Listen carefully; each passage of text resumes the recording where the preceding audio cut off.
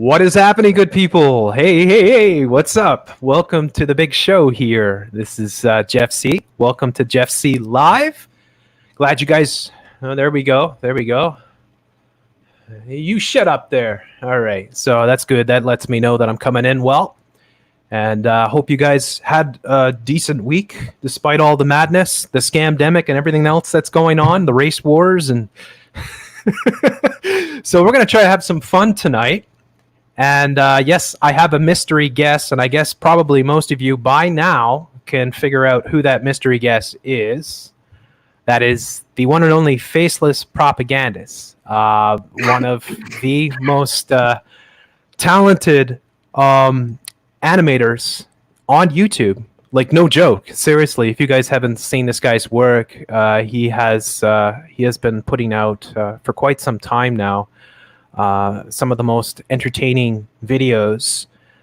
He's really developed himself and his style over the past year or so, and has started to really emerge as a very creative force here on YouTube, ScrewTube. And so it gives me great honor to present the one and only Faceless Propagandist. Faceless, how you doing, buddy? Hey, what's up, dude? What's up, you crazy hot dog? Not much. I'm doing good. As soon as you started the intro, I choked on my drink. Some of that probably came through.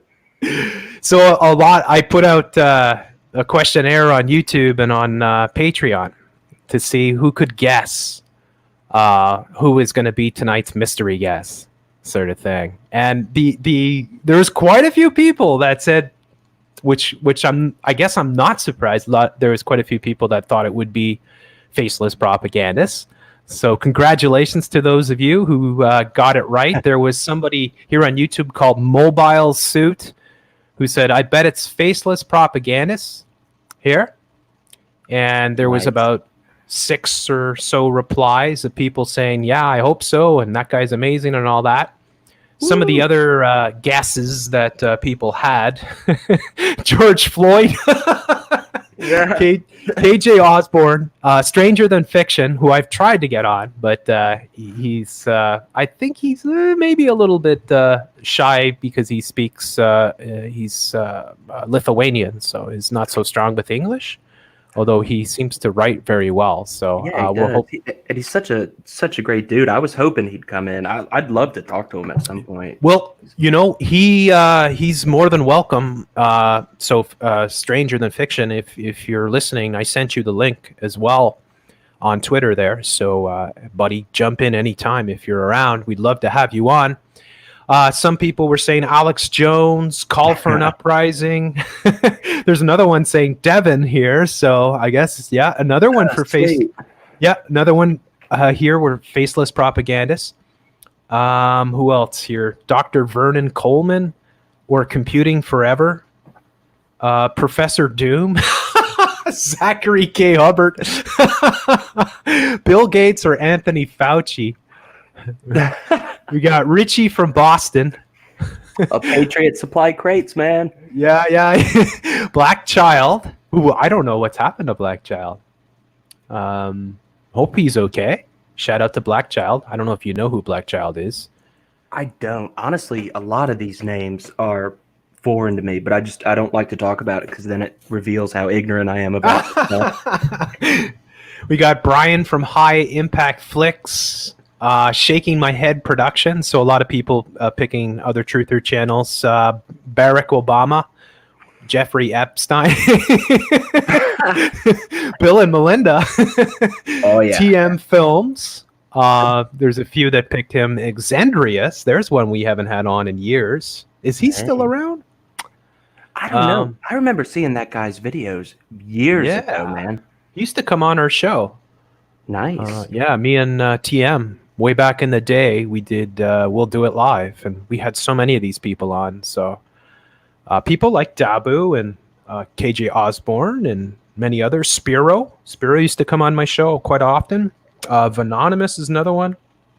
People have asked, and Greta Turdberg, Max Egan, Grace. Oh Dan yeah, that'd be a Dix. good one. Yeah, Grace has been on. I used to do quite a few shows with Grace back in the day, but she's not so much into the live shows these days because she's very busy, right? And she's Yeah, pregnant yeah. right now, so I know she doesn't have a whole lot of time to do these super long shows. And Grace is one of these. She's like the opposite of Jeff C. Like I'm a night owl, and she's like a early bird. Yeah, it's insane, man. Media Bear, that would be interesting. I'll try to get him on maybe sometime soon. Jordan Sayer. I'm Go a ahead. little disappointed in the audience because not a single person recommended Charlie Kirk or Glenn Beck. Yeah. Did you say Charlie Parker? No, Charlie Kirk, TPUSA guy. Oh, okay. That. Yeah. Democrats are the real racists. Yeah, there you go. Julian Assange, George Soros, Shane Dawson.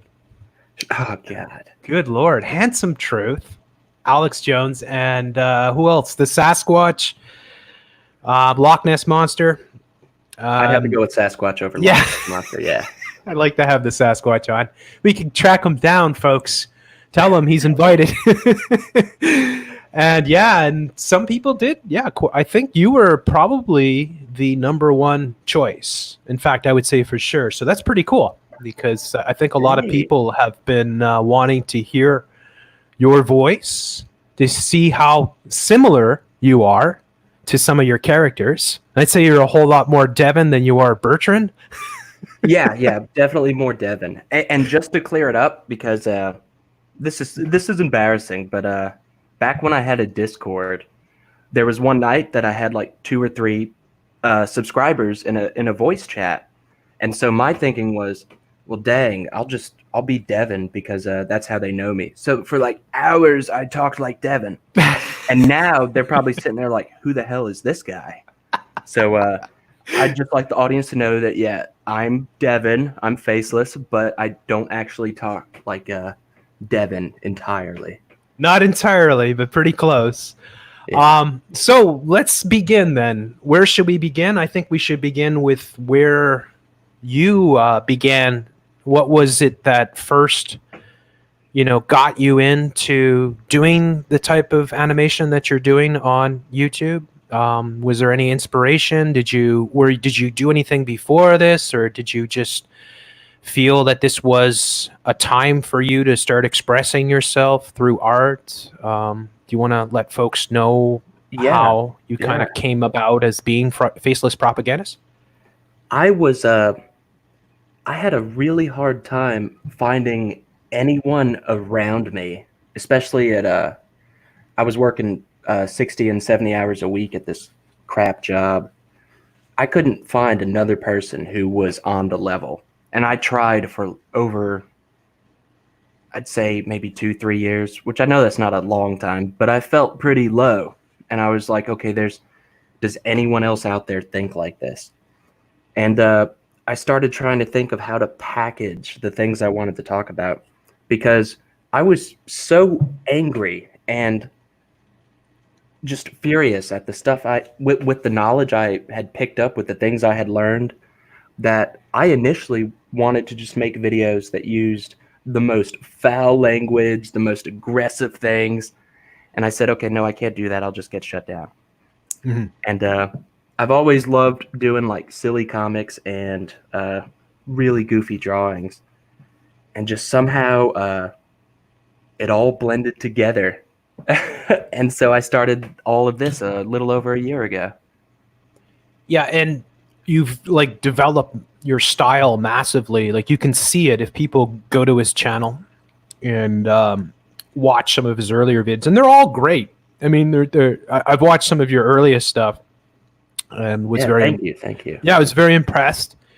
And then like you've gotten better. I mean, your style has become more complete. You've grown a lot. Like just your presentation, the way that you're able to bring all these different elements together. Like you have a really good eye and a really good sort of artistic sort of vision.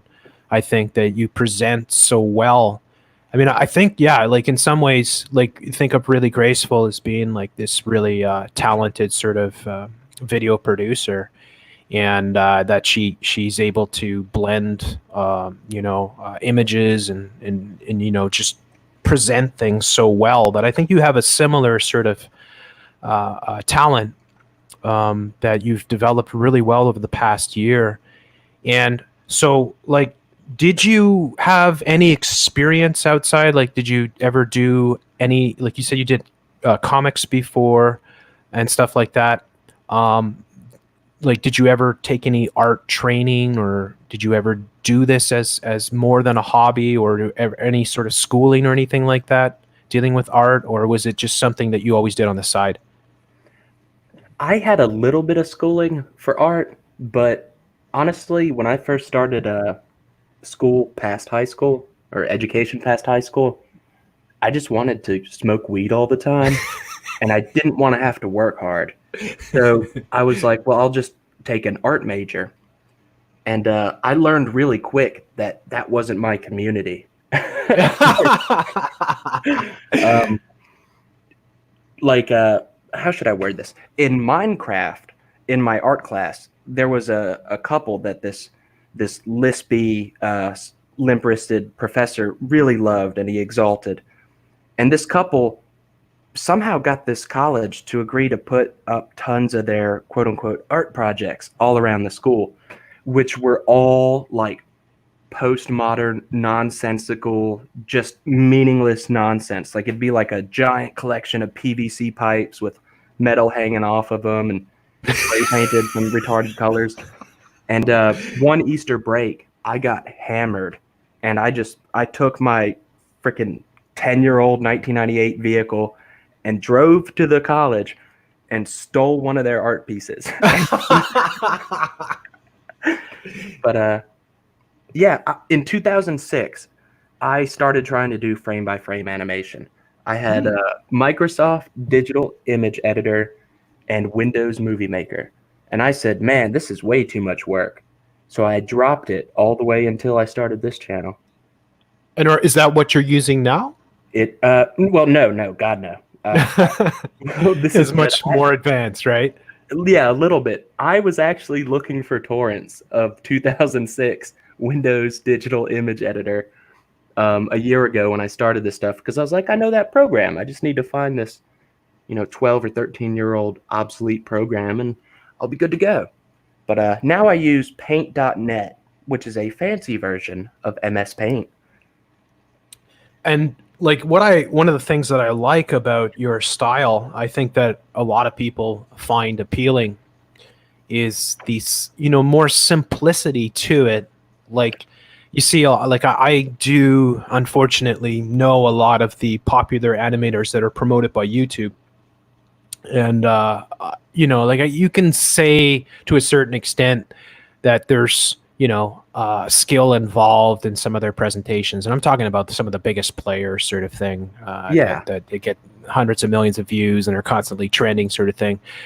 But you have like a more, like, I guess, like, I would say more of like the South Park sort of like, and I'm not equating you to South Park. I don't know what your feelings are on that sort of thing, but you've got more of that sort of style to you, where it's not like I'm trying to make the greatest sort of most, amazing sort of animation. You have a more simplistic sort of style that relies a lot on just the way that you mix it all together, because you have incredible interactions between your characters, which are very well developed, right? Like a lot of people now, I'm sure, like, Devin and Bertrand and some of the other characters that you have, like Lewis, and, that people get to know them so well sort of thing. And it's because of not just the way that you develop your stories and all the different sort of shenanigans that you put these characters through,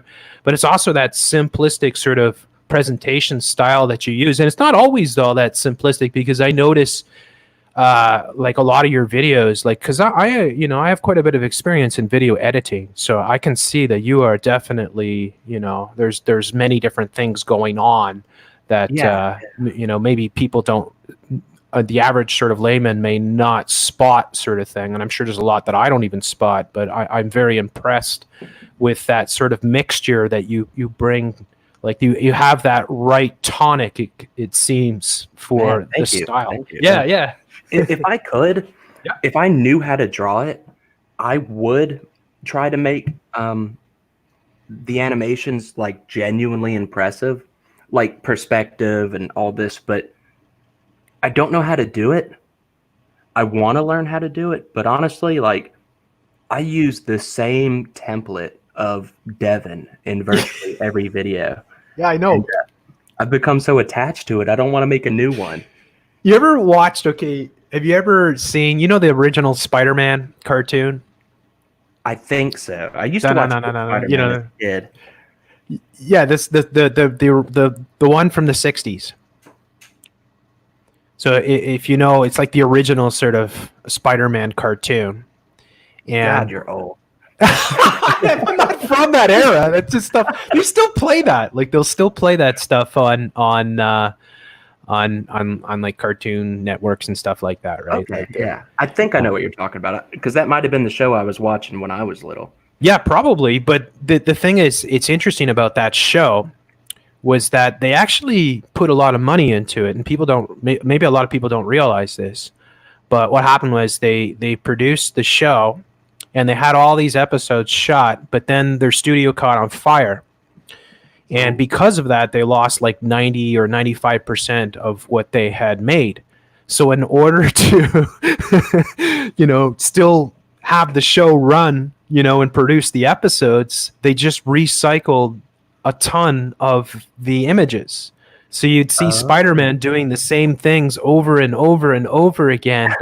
Yeah. But yet, it still worked because it had that style to it, and it was part of the charm of the cartoon that you would see Spider-Man doing the same thing like 30, 40 times in an episode, sort of thing, like the same frames being used over and over again.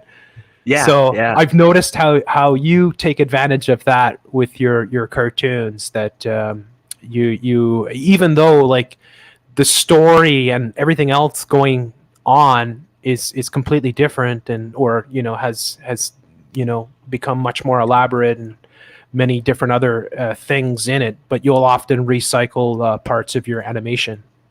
Yeah, you are correct.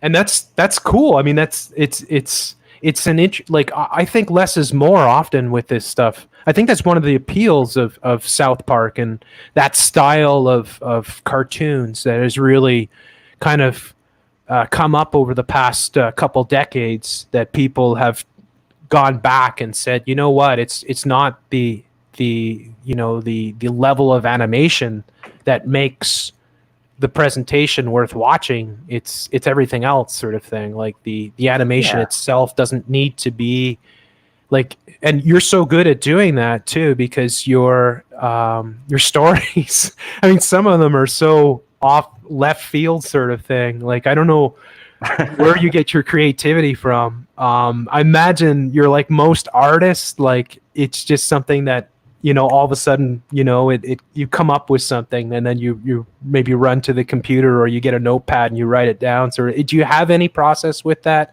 I do. And I gotta say, by the way, one of the reasons I stuck with this method and haven't branched out, like someone in the chat suggested GIMP or GIMP. It's a program, and I've had people suggest like Blender and all sorts of things. Mm-hmm. I like sticking with this because even though it's not visually mind-blowing now, it's really unique. Like anyone who uses Flash, except for like the most talented top percent, you're going to immediately recognize that it's Flash. But with this stuff, it's different, even though it's campy. So I like that it's very much mine. You know what I mean? Definitely. And I think that's what separates you in many ways from many of the other, and that also the fact that you do I mean, like you have a mixture of videos. I mean, you have videos that are completely off the wall, and then you have ones that are pure comedy, and then you have very dark videos, right? That are you know, so like you really mix it up a lot. And maybe you could tell us a bit about that. Like how is it like, because I know you said before that, you know, you were frustrated with a lot of the other people in the art schools and stuff, and the type of maybe SJW attitude, and the you know, the just self-absorbed sort of idiocy. Yeah, yeah. But you kind of found a niche here in the sort of truther realm, and I hate using that term, but you know, for Yeah, lack of a better I know term. what you mean, though. But you have found a niche here, because there is definitely a strong need for that type of presentation, that's been kind of severely lacking, and you've come in and really filled the void massively. Yeah, thank you. I am all about filling some voids. When my process, this is going to sound terrible. And by the way, you, Grace, and Stranger Than Fiction, the three of you are entirely responsible for where my channel's gotten to today. So I really appreciate that. Oh And no, you guys spoiled me. I didn't realize that not every fan base is as nice as your guys's. Like, I thought, wow, the public is just overwhelmingly nice. But I learned, no. So you guys are great. But yeah, and thank you too. Well, we do have, I have to say, yeah. I mean, there's this great community around these channels, and you know, a lot of people coming together and sharing this type of work and information and helping each other out, sort of thing. So, you know, Yeah. it's really special to have this type of artistic sort of talent coming in, and being able to express things. Now, maybe we'll talk a bit about your, you know, the different types of videos, because like obviously, like the type of work that you do is very labor intensive. Like, even though some of the animation is recycled and all that, you can, you know, there's so many layers to what you're presenting, that there's no way that these things are, you know, quick little things. I mean, you do have short videos, right? Like they're like 30, 40 seconds and stuff like that. They probably don't take all that long, but your typical videos are, you know, of the 5 to 10 minute range, sort of thing. And you did ask me, you asked twice about the process, and I know I didn't give you an answer. I'm sorry about that. This process is horrible, but I will tell it to you as it is. I used to grab a drink, and then something creative would just spontaneously come to me. But I learned rather quickly that drinking often is not a good thing. So now what I do is, when I want to make a video, I just get frustrated and obsessed with it for, it could be half a day, it can be a whole day, it can be 2 days. And I feel awful until some kind of idea baby births itself out of my head, and then then the work begins. Then I'll spend 2 or 3 days just eating cheese and drinking coffee until it's done. And then I feel great. Yeah. Then I get the dopamine feedback rush. So Yeah. Yeah. That's interesting too, because because like one of my problems is, and like I lost a lot of projects recently that I was working on, and I had a kind of a bootleg copy of Final Cut Pro that when I went to update my computer, boom, it's gone, and I'm like, oh no, and I lost all those projects. Oh no. And I have a tendency, and like these are the types of music videos, and the more, you know, whether it's comedy or just a powerful sort of presentation, putting together a lot of information and video segments and stuff, you know, the typical type of work that you would do in this realm, sort of thing, to compile a lot of information and present it in a way to get the message across. And I have a tendency, which is unfortunate, but it's part of how I function, and I try to shed this, where I often have many projects going, like and this is not just in video production, but it's also in, especially in music and stuff like that, that I'm always, going back to pieces and then working on them, and then, Yeah. maybe getting to that point where I'm like, okay, this could be used, or I can produce this, and then something else comes up, and then I drop that, and then often I don't get back to it, or if I do get back to it, it's the moments pass. Yeah. So you have a different way. Obviously, you just, when you've got focus, that's what you do. Like, you don't have all these projects on the side sort of thing. You just... Yeah. I had tons of vaccines as a kid, so I can only focus on one at a time until it's done. Yeah. So, and like the, like the difference between, say, the different, because you're all over the map, right? I mean, typically, I think most people know you as more of a comedic sort of thing because of David and Bertrand, and so many of your videos have that strong, incredible sense of humor. But you also do like some really dark videos too. And how do you feel? Like, first and foremost, like is this just the way that you're feeling at the time, that you're reacting to what you're seeing, that makes you, decide, well, I'm going to make something more dark and serious? Like, how does that sort of come about? Sometimes it is a direct reflection. When I've made those videos where I talked about personal experiences with my 20-minute long pretentious monologues, right. The moment leading up to making those videos was I had wanted to make something for a day or days, and I wasn't getting that spontaneous motivation I was looking for. And so I said, well, let me just pull something out of my experiences. And I find that as I do this, I have to keep digging for more and more personal experiences, or more and more serious experiences. Like, and sometimes it is a reflection of my mood, or making the video and talking about it will kind of make me relive it. Like when I talk about I grew up in a crappy town, and there were lots of drugs, but it wasn't even drugs that people would do and then go be okay. It was drugs that people did and they lose all their teeth or they die. And, I was an idiot. So I don't feel good about that, but so I feel good about making a video and sharing that information. But it definitely comes out in my mood and definitely changes my mood. So there's a dynamic there, Do you feel like how, like with your audience, because like a lot of people, there's, let's just say most animators are much more one-dimensional than you are, in the sense that you know what you're gonna get. You know what I'm saying? Like, Jaden Animation, or these types of characters. Like, what you're gonna get. Your typical narcissistic douchebaggery, LGBT, crap. Oh, right? I'm excited about the new Marvel superheroes. By the way, what is? Are you? Yeah, the chick with the beer gut who pulls stuff out of her backpack and looks like Dora. Awesome. Have you ever thought about, because I actually did this in the past, and I have quite a bit of, I used to do a lot of cartoons when I was younger. Oh wow. Yeah, I got into it, and I even thought about it as a potential career sort of thing.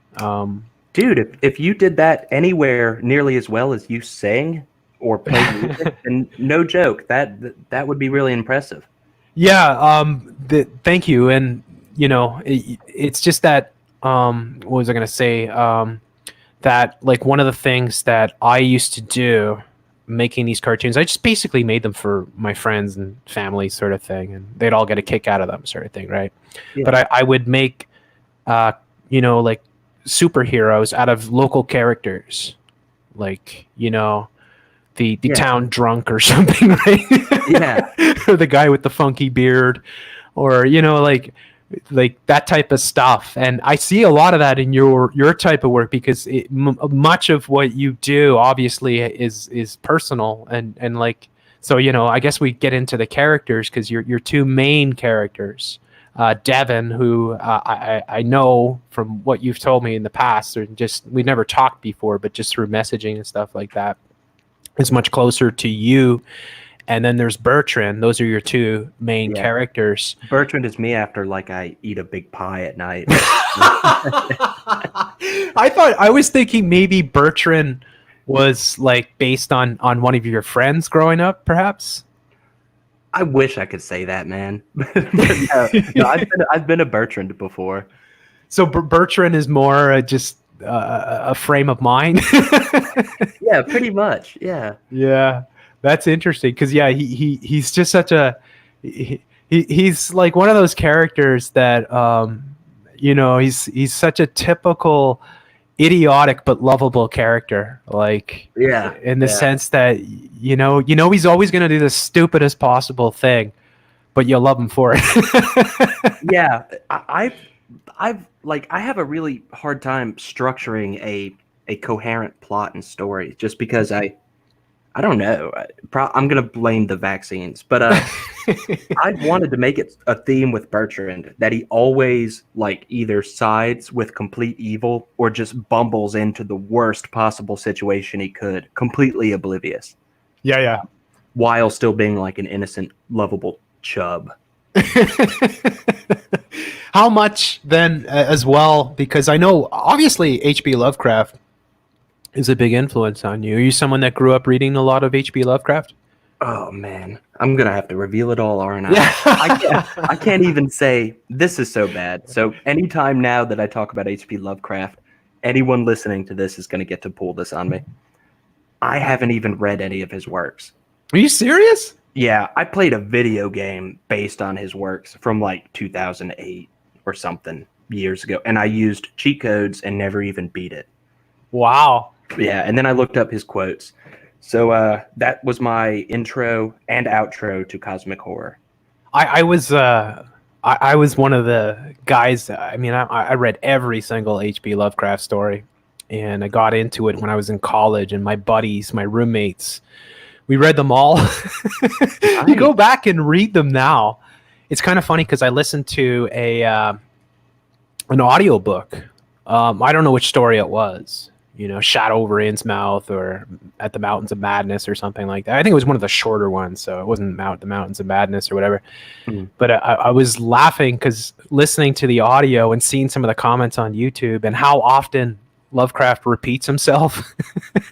Says Do you mean same. like actual words or just Yeah. Like he has a tendency to unspeakable, unnameable, the way that he describes things. But I think you get the gist of his sort of interdimensional sort of horror, right? Because it's so ubiquitous now, right? I mean, look at Stranger Things. Look at so many of the shows and movies that come out. Lovecraft is if it's not Lovecraft, it's Stephen King, or it's what's his name there, tinfoil hat guy, Philip K. Dick, right? That Hollywood is obsessed with these characters, and especially the Lovecraftian, the Cthulhu mythos. Yeah, it's just like it's everywhere these days. And I like the way that you incorporate that into your stories. Yeah. Thank you. Have you noticed that there's an increasing focus on what can we make the Cthulhu monster look like? Like, let's make it really big and scary and add the blah sound, and that way everyone will know this is cool. And also, we'll add a inclusive and tolerant message about diversity in the movie. It's like, no, stop. Don't ruin this for me. They did that in Stranger Things. Have you watched any of the show Stranger Things? I watched the first season, and I can't bring myself to watch any more. Oh my gosh, I don't blame you. And I thought it was like I was watching the third season, and I watch a few shows, like literally. Like you can count them on one hand, less than, you need like 2 or 3 fingers. So Game of Thrones, Walking Dead, and Stranger Things are amongst the only shows I've watched over the past decade or so, right? Yeah. And aside from documentaries and stuff like that. Are you saying you don't like Steven Universe? What? I don't even know what that is. Steven Universe? I might have gotten the show name wrong. Hang on, let me consult the Oracle. No, Steven Universe. The god awful Never mind, it's an SJW cartoon. Oh, okay, yeah. No, I wouldn't. Right. I wouldn't know it, but I do. Like, I figure, like, from the work that I do, and that I have to at least watch a certain portion of what people are watching to understand how they're being programmed. So if I didn't watch it, and it's same with video games too. I feel like if I don't, I mean that's just an excuse to play video games, but but if I don't see what they're using on people, then I can't really understand how it's being done, sort of thing. Yeah. But yeah, I watched the last season of Stranger Things, which was pretty bad. But one of the interesting things was the love narrative that was built up through the season, and it was like the Bachelor, one of the main characters, and he's kind of like this guy that's going through an arc, from being a teen into a real man, a leader, and sort of things. And his coworker, and that they over time you can see you're led along this trail, like, oh, they're going to be so good for each other. These two are probably going to get married and all this. And then finally, I think it's like the 9th episode out of 10 episodes, the moment happens where the guy expresses his love for this girl, right? Because they start off hating each other and being rivals, but then you see, over time, they kind of, the way that their story goes, you'll never guess. Oh, no. I feel like this is going to be bad. Yeah. She says, I'm a lesbian, And then everybody claps, right? Yeah, exactly. And it's so like brave. It's to me, it's just so awful, because that's all like, to me, the birds, the bees, the flowers, the trees, you just want to see young people fall in love, right? Like, they're just the way that nature works, sort of thing. And that these agendas just never stop. And that they and I'll say this too with video games, over and over again, the video games are crazy, because what they do, like, one of the games that I played recently was Mad Max.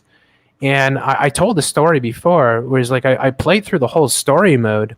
And, like, most of the story, you're just like this grifter guy, booting around. You're just like, the road warrior, basically, like, booting around in your car that you're trying to constantly upgrade. Your 67 Chevy or something. Yeah, your muscle car, right, with your V8. And then eventually through the story, he meets this woman, and he rescues her child, and you could see there's a love interest between them, and they build it up and they build it up. And I was thinking, wow, this is actually cool.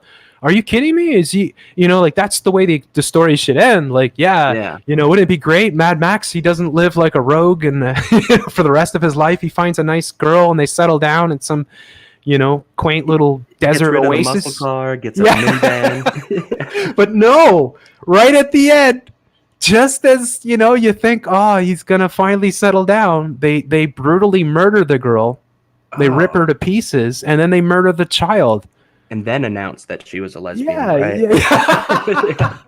It's just like, these people, like, that make this type of entertainment are pretty evil. Like, there's something even more insidious about that type of programming. Somebody like you or me or the people in the audience can watch a TV show or movie and be very much aware of the programming. But I've met people who consume hours a day of programming, and they say, well, I'm aware of it, so I'm just in it for the story. Sure. But the programming, it's programming the next generation too, And that's where it gets really scary. Like, we already have a role model problem. And there's really one being exploited by these people who deliberately go out of their way to make sure that they never show a guy and a girl have a happy outcome together. Yeah. They're doing that on purpose. It's just so insidious and underhanded, and it is literally evil. There is, like, no blockbuster film that exists where you have, like, a family, like a family nucleus. You have broken families all the time. Yeah. Like, every, like, say The Rock, like, I never watch any of these stupid movies, but, like, those type of characters, the sort of equivalent, say, of the 80s Schwarzenegger type characters, which are few and far between now, because now it's the Napoleon Dynamite type era, where the the 90-pound weakling is the superhero sort of thing. Yeah. But and the fat Thor and all that crap, right? Right, yeah. They take all their alpha male icons and they just ruin them. But yeah, I mean, it's sad to see this, and people don't really realize how it works. I mean, I think that so many of us come from broken families, myself included, that we just think it's normal, right? But it's actually manifesting itself. Like they make it like this. It's like, I think in many ways Han Solo is a pivotal character when it comes to programming of the masses. That Han Solo being the real hero, say, of Star Wars, or the most lovable character in Star Wars, the most charismatic. But his sort of whole, even though in the story arc he does, eventually hook up with Leia and they make kids and all that, but like in the original series, Han Solo, the character, the rogue, never get married, just a scoundrel sort of thing. And all the guys want to be like that, right? Like all the guys look at that. I want to be like Han Solo, or I want to be like James Bond, right? Or the princess wanted it, but I totally wouldn't give it to her. No, I know what you mean though. Yeah. Yeah. And I think that for decades, and it's not even debatable, folks out there, that this type of subtle programming has been an effect that Hollywood and television and even commercials and so much have been pushing this type of non-nuclear, monogamous type of lifestyles. And there's a very dangerous trap with this stuff too. I still fall into it sometimes. When you start to say, like you and I are sitting here and we're essentially criticizing this type of programming or these tropes in our society now. But there's people who say, well, I really didn't like all the LGBT like obsession in this movie. They make the mistake of, and this is convenient for the powers that be, attacking those people. And things are arranged that when you do that, you're going to be branded a baddie and you're going to get censored and demonized. I've learned now, like, I don't like seeing this stuff in all around me. Sure. I don't like that my country is treated like a cow pen that was just opened up and flooded with every type of cow, and then we're made to fight. But I used to fall for the trap of hating or getting nasty with the other people that were being used as well. And it's not about that, It's one of those things that it's hard not to. Like I find that social media from day one, folks, if you don't know this, is designed by DARPA, and right. I mean, in many ways, it's all. But what about all the garages? All those cool garages. Garages. Yeah, I know. All the stories. And I need a garage. Yeah, exactly. You gotta get Susan's garage. You should incorporate that into your stories there. What happens in Susan's garage? You can have stable sounds.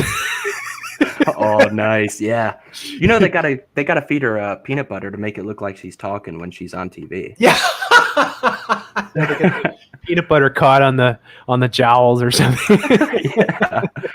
I am careful enough, because I think I warned, like I said, that I didn't say it, but I felt I should have, to STF there, Stranger Than Fiction, because he had a screenshot because he got censored by Susan, and he had a screenshot of like a gun going to the back of her head. I was like, I don't know. I didn't want to say it, but I was like, I don't know if that's smart, But dude, I love him. Like he's one of the, like, I know you and I share a significant number of subscribers who approach this stuff from a very Christian perspective, and STF knows more about Christian ideology, dogma, and history than I have ever learned, and he's really cool. Like, I love that he can talk to me about this stuff, and he tries to show where he's coming from. But he's also like, he won't take crap. If he gets insulted, he doesn't use nice language when he has his rebuttal. You know what I mean? Yeah. I think it's great. Yeah, I do too. I used to be like that until I Yeah. lost every single stinking channel. Yeah, I've And I was heard like, about you. People were like, "Man, Jeff used to just yeah, woo, yeah, all sorts yeah. of flavorful language." But Yeah, I was pretty bad, and yeah, it was just a different sort of approach to it back in the day. And then I think, in some ways, the censorship, the incessant censorship, kind of can help you a little bit. Maybe me in a sense that I probably needed to tone down things because, like if I'm swearing too much, too many people are getting turned off by it, and then I'm not reaching people that I would otherwise reach. If you sound too angry, even. Yeah. And I used to get very angry because, like that's, the sort of memes, I guess you could say, with me is banging the table sort of thing. And that's always... your poor table, dude. Yeah. I'm thinking about starting a charity to get that table, some reconstructive facial surgery. I need a mahogany. When it's like 8 inches thick or something. I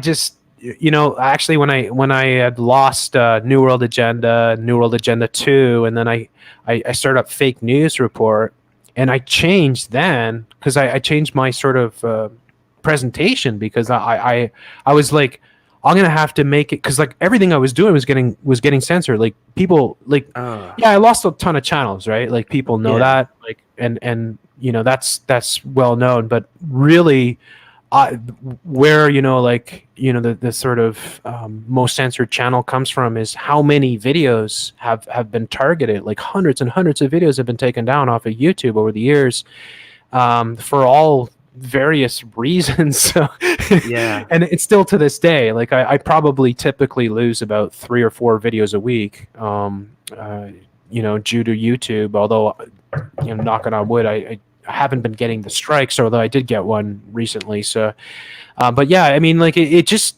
like, when I came back with Fake News Report, I started to do it more comical, where I was like, this is total comedy. What I say, like like I was trying to take the approach that they can't censor me if I claim I'm just 100% comedy.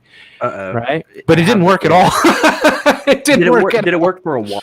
No. They just took stuff. I would say things like, of course, we all know that this shooting is 100% real and absolutely no such thing as crisis actors whatsoever. I really go over the top with the sarcasm sort of thing, but they didn't buy it at all, and they just censored me even more. So now I just, like I did a video just the other day, yesterday, on like an obvious fake shooting is totally staged, but I tried to approach it in a way that, like, and again, we used to, like back in the day, we used to like 100% hoax, like that's in the video title. Yeah. Because that would get like views, like major views. Like you could get super viral videos. If you got on something and it was hot and it just came out, and you had spotted stuff that, because people identified with it, well, which was a bad thing, apparently. We were countering the fake news, so I mean, like most people don't realize that much of the news that you get is a complete script. Like so much of it is totally fake, folks.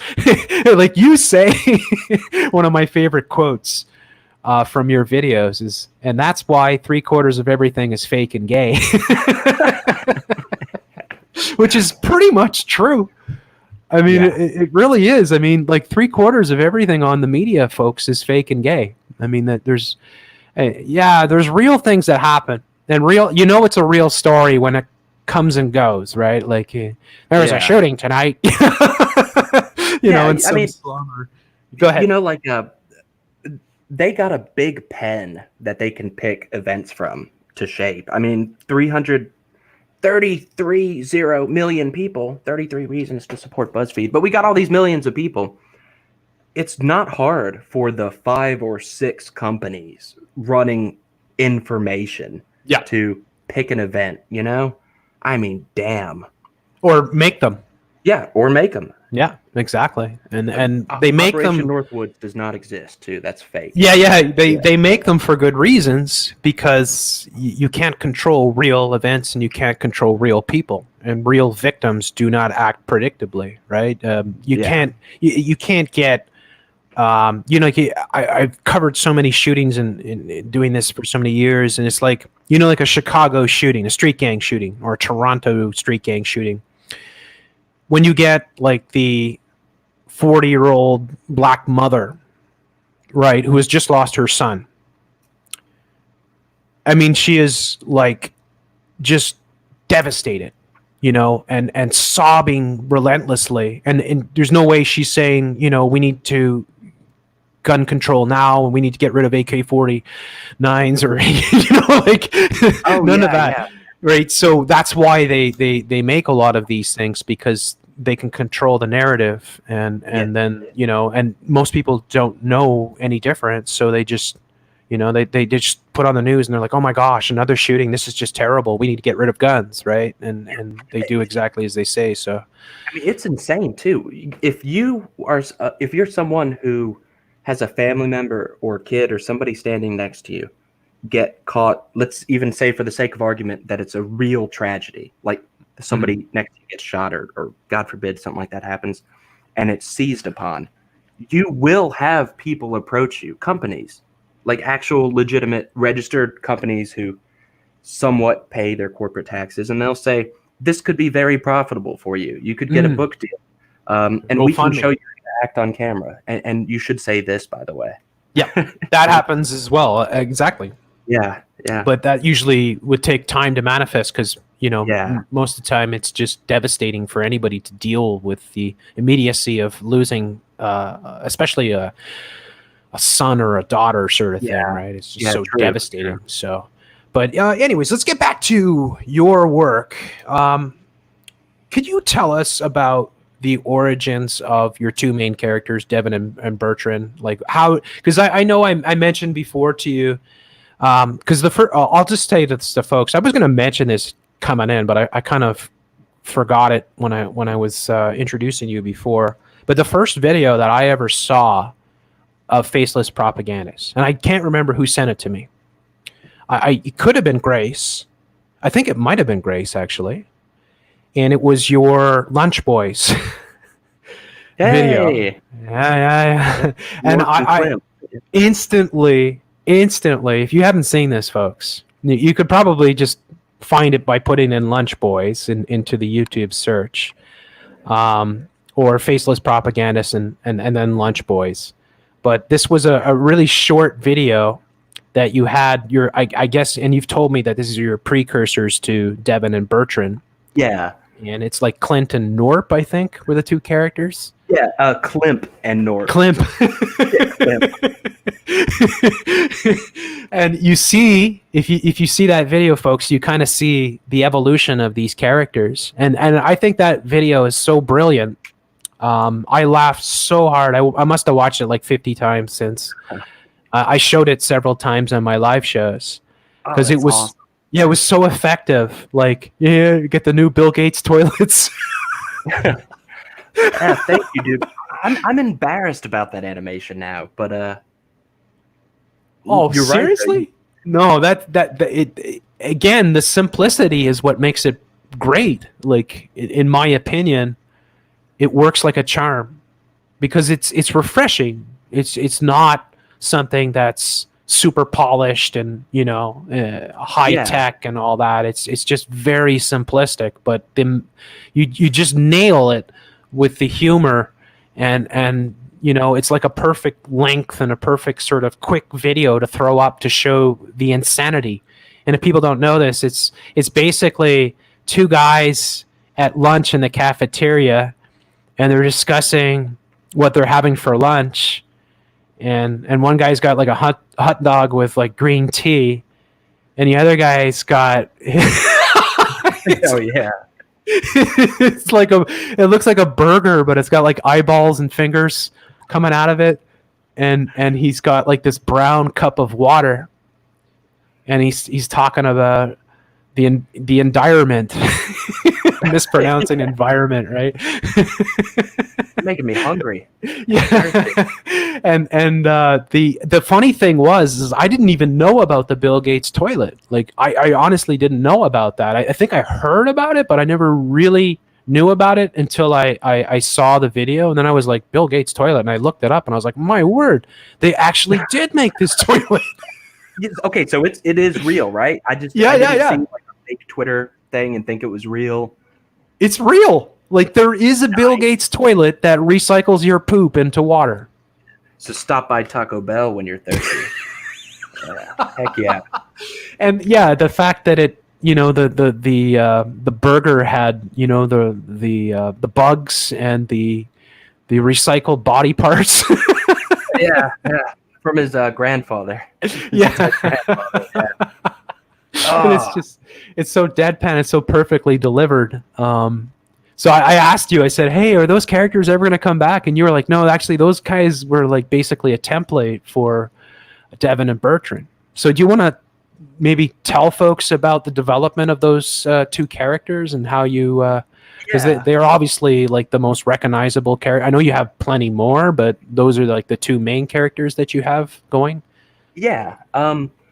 Okay, Devin's voice, like the whole like, oh, hey, is this Jeff C? That was how I talked from like all of my teenage years because I was just stoned all the time. So I'd be like, what are we having for dinner, Dad? And I called it the Abby voice because my buddies and I had this joke. It was a weird joke, but that there was a rich kid named Abe, A-B-E. But instead of calling himself Abe, he wanted everybody to call him Abby. And we called it the Abby voice. Like, you guys, I'm having a party later, and there's going to be a lot of Cheez-Its and Mountain Dew. Going to have some grass. And anyway, that's where the Devin voice came from. God, I hope the audience isn't like, whoa, Devin's voice came from doing the grass. It ain't like that. I'm not about promoting that. So, you know, I'm not even being ironic here. I'm serious. I'm not trying to be like Joe Rogan, be like, yeah, man, I'm smoking a spliff, but it's bad. What about Bertrand? Oh, I have volumes and volumes of comics out there in the world that I drew for years. I would give like a friend like a tome of like 100 pages of my best works. These are like horribly drawn, probably not even color comics. But Bertrand was the type of character I had for years, the exact same way he looks now. He just didn't have a voice because I never brought him to life. And just over time, they evolved. Like, I was like, okay, I have my Devin forming, but I needed something to counteract or supplement the Devin. So that's where Bertrand came in. He's like like Devin's supposed to be a little naive and innocent, or he was. But the more and more I put myself into him, the more and more he just sounds like some kind of extremist or something. But yeah, and Bertrand was supposed to be like the much dumber, fatter version who Devin has to like save from his own stupidity sometimes, or the like. I don't know. They're just such a perfect pair. Like, they are. I love those bastards. Yeah, I love them too. They're lovable misfits, a perfect duo that play off. I mean, like, you know, like I had friends like that growing up, sort of thing. So, like, you know, I think we all have a Devin and a Bertrand, you know, sort of thing. Probably more people with Bertrands. It's just more idiots out there. But yeah, Bertrand is the guy that just never hesitates to just right away, whatever the situation, he's let's go and do it. That's a pretty good impression. That's actually not bad. I showed you that the other day because it was like I sent you this video of this giant alligator in the Florida golf course there. Yeah. And the guy's like, hey, Bob, go. You know, he's like, Dave, get next to it so we could, you know, get the perspective. It's like this 20-foot long alligator, and I immediately thought of Bertrand. Yeah, damn it, go and stand next to it. It's just so funny. They're just a perfect duo. And so, like, when did you first? Actually, give me 2 seconds because I'm going to go and replenish my beverage there. If you want to take a question or two from the chat while I go and grab, I'll be right back. Definitely. So, look, guys, I'm sorry we didn't have a RFB on tonight, but when I make it big, I'm going to give you all Patriot supply crates, the GMO ones, so we'll be good. And also, thank you guys for watching this. I appreciate you folks. Like Dawn and Jen. Blue says he's got a question. Yeah, what is it, Blue? Ask away, man. Type it on out. And also, good to see you, Man Bear Pig. Where's my accent from? Well, when I was finished up in the factory in Tel Aviv, when I was growing up in the Southeast United States, my parents moved around from the country, and I had a whole bunch of siblings, and we got a weird accent. But I'm in the Southeastern United States. But yeah, what is do the Bertrand voice? Oh God. Okay. Well, I don't know if I want to do the Bertrand voice right now. Now I feel self-conscious. Can you tell us the origin of your avatar, which is terrific? Yeah, I've wanted to. It's from a story I wrote.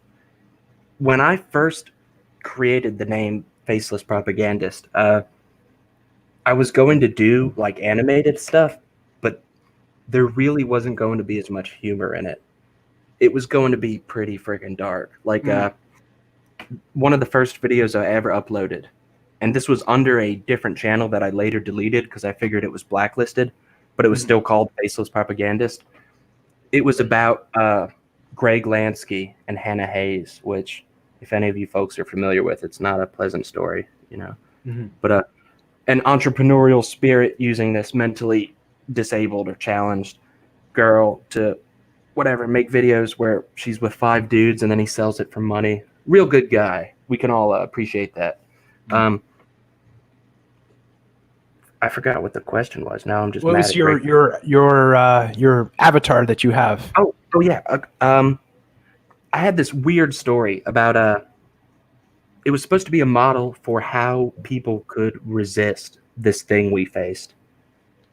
Because I spent years researching corporations, NGOs, lobbies, politicians, big money, shareholders. And one day after 3 years of doing this, it hit me like a ton of bricks that I was seeing something you're not supposed to see, that we're told is not real and you're not allowed to talk about. And I flipped out. And I came up with this short story. It opened up a very long time ago with these 2 Slavic men. This is like over 1,000 years ago, meeting a merchant from the East. And this merchant carried a black box on a cart with him. And they didn't know who this merchant was, but he promised them all these great things. And he'd reach into this black box and show them all these really cool things he had. He had the best types of swords you could get. He had a Damascus steel while they were still using this pretty shoddy stuff. And anyway, the story ended up with that tribe of the Slavic guys being subverted by this merchant from the East. The second part of the story was a thing in the 1950s, a meeting between a guy that was meant to be a caricature of James Jesus, I think it's Angleton, of the CIA, and a guy that's supposed to represent a type of like Curtis LeMay character, like a general or something like that from like the Air Force or Army. And they were discussing the early state of the, I guess what you would call the national security state, compartmentalization. And they were discussing, they were having an argument about Vietnam, like, why are we doing this and fighting this if we have this gift? And they kept referring to it. And the story ended with a something showing a black box, and it was the same one that you saw from thousands of years ago with the merchant from the East. And the third part of the story was in the future. And it was 9 terrorists who were pulling in, who like pulled up in a vehicle and went into a warehouse with your typical, like stereotypical CIA agent, and proceeded to torture and beat the hell out of this guy. But anyway, these 9 terrorists represented not like a organized or even bad group. They just represented 9 people who were screwed by this system, by basically what we would call the beast system. Mm. And some of them had strange abilities. There was a guy who was called the Mirror, and he could convince somebody that they were looking at somebody from their own past. And there was all this weird, esoteric, and pretentious crap. But there was a guy who was called the Propagandist. And he was a veteran who had had his face blown off. And he was just this mutilated chud creature. But he was really good with words. And so while they, after torturing this guy and drugging him, the CIA agent, for a little bit, they started to get him to confess to what they wanted him to confess. And their plan was that the Propagandist would broadcast the confession. And I drew this face for the Propagandist. I started drawing a bunch of the characters' faces. But anyway, something about it, I liked it. And, you know what's interesting too? I'll just say this because it works really well, and it's just right because it to me it's like I've seen it before, or I feel like I've seen it before, and it's just because it's so well done. I think like a compliment for the drawing itself, that it has that mixture of, like, it really represents your work well, because there's that humor in the smile, but there's also the darkness and yeah. What the hell. Yeah, thank you. And by the way, I told that story horribly. I'm sorry to both you and the audience for that one. Yeah. No, you did a great job. But yeah, that's wow. Now, were there like certain artists that have inspired you, or cartoonists or illustrators? Do you have any like people that maybe people in the audience might know about, or that were strong influences? Yeah. Are you familiar with I think it's pronounced Yonin, but Yonin Vasquez, the guy behind Invader Zim and Johnny the Homicidal Maniac? No, I don't. I'm not familiar with it. Oh man, I love his stuff. Like every one of my cartoons where somebody throws something at someone, I've been trying to copy this one scene from Invader Zim where somebody gets like a giant rock or baseball thrown at them, and just the way it was shown was amazing. And I've been trying to live up to that and copy it.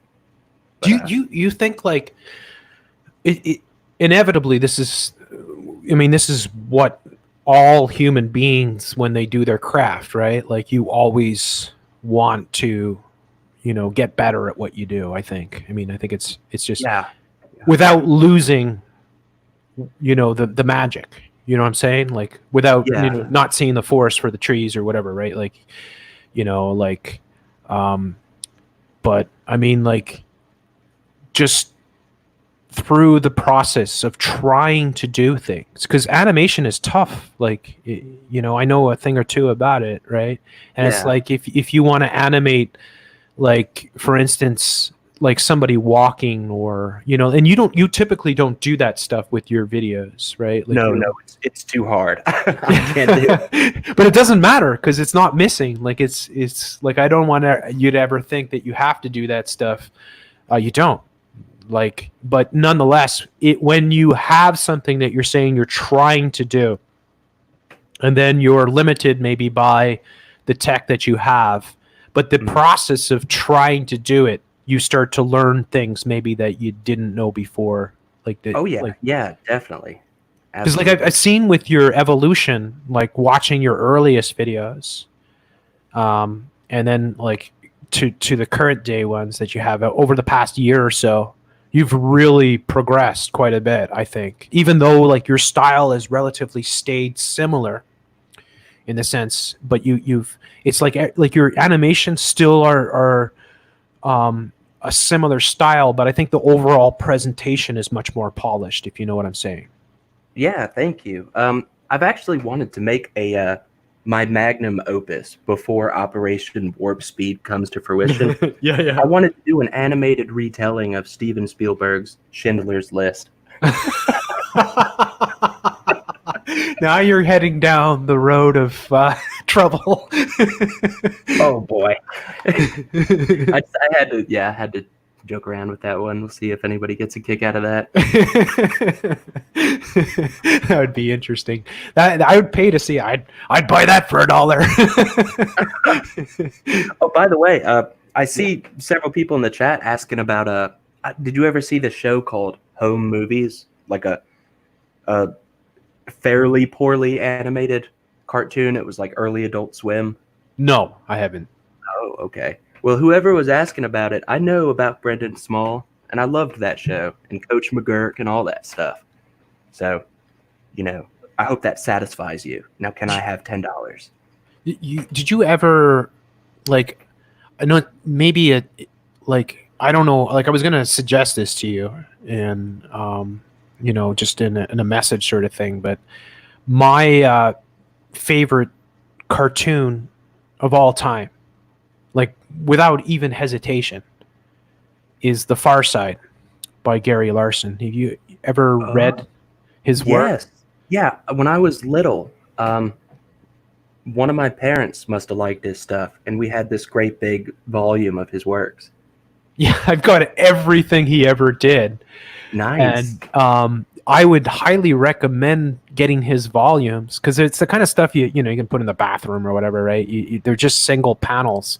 But what he's able to do, because why Gary Larson to me is a genius. Like he's an absolute genius. I think you share a lot of that talent. Is that his animation? I am Gary Larson, by the way. I didn't want anyone to know.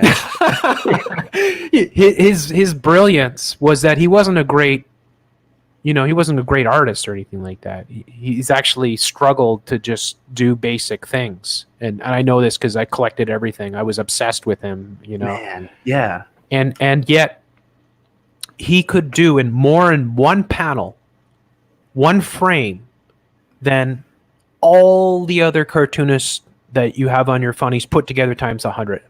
Yeah. Like he was that good. Not everything he did was amazing because when you do art, you're up and down sort of thing. But my word, his brilliance of just being able to just get it right, like so subtly, just simple in animation, and his real genius is like with understanding animals and nature and nerds and like mixing all these different things together sort of thing.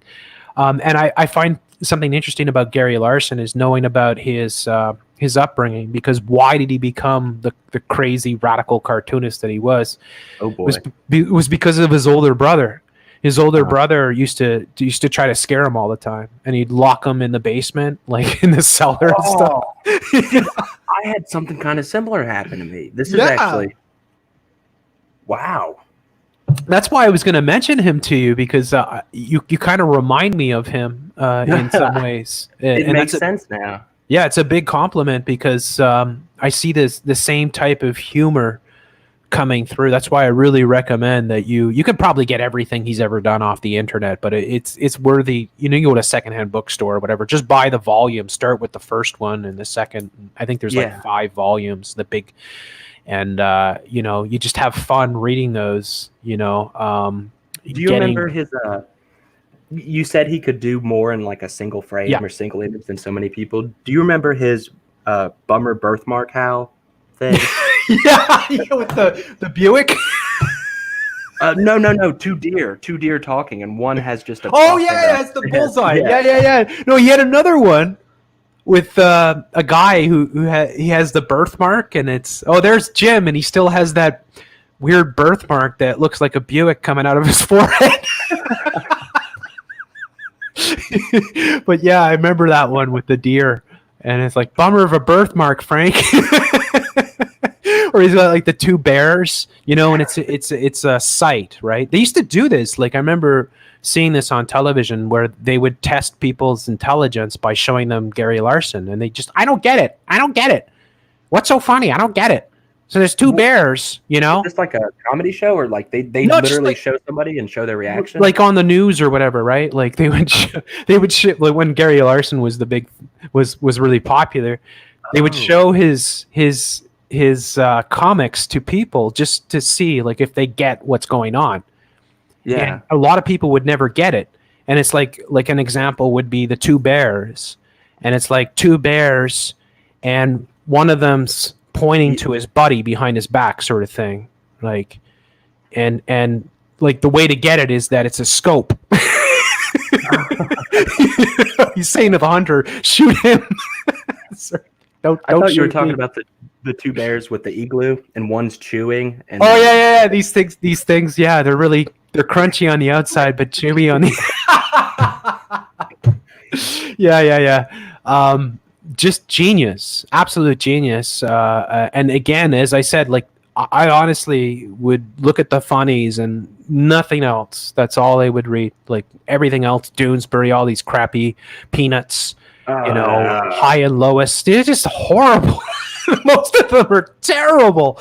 Yeah. Hagar the Horrible. You know, they're just the same garbage over and over again. And then there was Gary Larson. Brown supposed to be funny? Because to me, it is just the most depressing thing in the world. How is it funny? It's the good grief. The only thing that was funny is every time he went out for Halloween, he'd just get a rock. Yeah. A pillowcase full of rocks. Who was it that did like 40-year-old Charlie Brown? Was it Bill Hader? I don't know. Like them in a bald cap, and they were pretty awful. Yeah, it was just so on point. It's funny though that the it's a reflection. Like I would say the funnies on your local newspaper is akin to the New York Times bestsellers, right? Or the Oprah Book of the Month Club, or best club ever. Yeah, or most of the top blockbuster movies. It's like the same type of idiocy, the same formulas, the same type of politics, the same garbage over and over again. And yet every now and again you get one of these brilliant people that I mean, now they're few and far between, but you know, it was so refreshing to have somebody of Gary Larson's brilliance to just be able to do so much more with so little. That's why I liken him to you, because you have that simplistic approach that you're there's no necessary expository sort of nonsense with your work. It's very I mean, it can be very esoteric, and it can be very trippy at times. Yeah. And thank you. Yeah. But yeah, I mean, like I'll admit that I'm more partial to the humor stuff. I honestly think like the Pooh Jammers one that you did, the poop jam. I think that's one of the funniest cartoons I've ever seen. Oh man, yeah. That was a horrible experience, and everything I relayed was true except for like the Bertrand family, the hypothetical Bertrand family, where none of the siblings can talk during holiday meals because they are all just thinking about how they pooped their jammies when they The okay, so if people don't know this, and you have to see this, what's the title of it? I should know this because I made it. But, let me see. It was like something Actually, evil down there. Yeah, I'll be able to find it here. My Windows 95 machine here is acting up. So. There's something evil down there, a clumpy doom. Yeah. Doom clumps. The horror that broke my mind in the thumbnail. Now, the premise being that Devin, or I don't even know, is it? Yeah, it's Devin in it, right? Yeah, But you don't really say it's Bertrand sort of thing. You just show like a bunch of Bertrand clothes. Yeah, I was just using the Bertrand template. Yeah, but the idea is this, and this makes me think of Gary Larson as well, because like it's some horrible childhood memory that forever alters Yeah, the direction, the path of your life. I remember everything. Like it was cold out. I remember the early dawn light. Like it was still too dark to see the wood line. I really had to go, and I figured this would be quick. I'll go back to sleep wearing the little kid like zip up jammies, but I didn't zip them down all the way. Yeah. When I stood up, there was something pulling on me, pulling on my leg. Yeah. I flipped. I lost it. That one is so epic, and I love the way that you incorporate music into your because like I am a huge music head, and a lot of what you use, unless I know you use a certain character or a certain YouTuber for a lot of your work. Could you want to mention him there? Yeah, he's this guy named Anatech, or that's what he calls himself, or what he called himself. Like, because it seems like his channel hasn't been active in years. But years ago, I came across this guy's music, and he samples stuff. He'll use older music and all sorts of things. And I used to talk to him years ago, and I would send him pictures of my girlfriend and just be like, "Do you think she's hot?" I annoyed him enough that he eventually started to answer me. And I didn't talk to him for years. And when I created this channel, I looked him up, and he's like living in Sweden, and he's made music for like BMW commercials, and he's like obviously moved on. Wow. And I was like, "Can I use your vast volume of works for my videos?" And the guy said yes. Wow. How awesome is that? Because it's really great stuff. Yeah. Like it really suits. And you also incorporate classical music and like King Crimson and Clockwork Orange. No. It just sounds vaguely familiar. I like that you seem to have an affinity for Beethoven, especially the Seventh Symphony, second measure there. Yeah. It's like my favorite Beethoven piece, by the way. Nice. So I love it when it comes into play. It's always when it's like it's getting darker and serious. Yeah. So yeah, like music. You that's what I'm saying about your presentation. That's where you've evolved, where like all these things are coming together. Like you've really managed to not just improve with your art and stuff, but just like infuse the music and the imagery and everything with it. And I see your evolution as a illustrator, or that's the wrong word to use, as a vlogger. What would you call yourself? An animator, I guess. That's a good question. Yeah, if I go with animator, it's like in quotation marks, but because you have done videos that aren't animated, right? Like I saw the tree frog one there. Oh yeah. God, I don't even know why I did that. That's hilarious. You should do more of that. Dude, I had a guy tell me, a very disturbing fella tell me that he's like, in that tree frog video, somebody could try to look at landmarks and find out where you live. Yeah. But I don't know. I don't think there it might be at that point. But that's a little bit far-fetched. But that is the type of stuff. Like I used to have those types of messages when I would do videos, and I would film myself, or I wouldn't put my face sort of thing, but it'd be like my hands or something. I'd be like, oh boy, maybe I shouldn't put that in. I shouldn't put anything in it. But I know what you mean. Yeah, because it is getting to that point, especially you go back a few years and you think about Pokemon Go and stuff like that, where they were getting little kids to go into every little nook and cranny in everyone's backyard. It was so evil. Go map out this compound. You might find a freaking Charizard. Yeah. They're so evil the way that they do these things. Yeah. So, but yeah, I laughed at that video. Oh, what are you doing there, tree frog? You're supposed to be hibernating. I've been looking for that little guy too. It's not as hot down here as where you are, which boggles my mind. We were talking about this before the stream, that 6 or 8 months out of the year, you guys are in a freezing ice scape of hell. And then it just goes up to 40 degrees Celsius or 105 degrees Fahrenheit. Like, oh my God. Yeah, Wow. it's about 5 months of winter, I would say, and then maybe a month of spring, And a year of wearing a mask. Yeah, maybe about 4 months of summer, and my favorite time of year actually is the fall, because it's lovely and the colors change so dramatically here, and it's just nice to be outside, like to do anything pretty much, right? It's not too cold, it's just lovely, and you see all the colors and all that.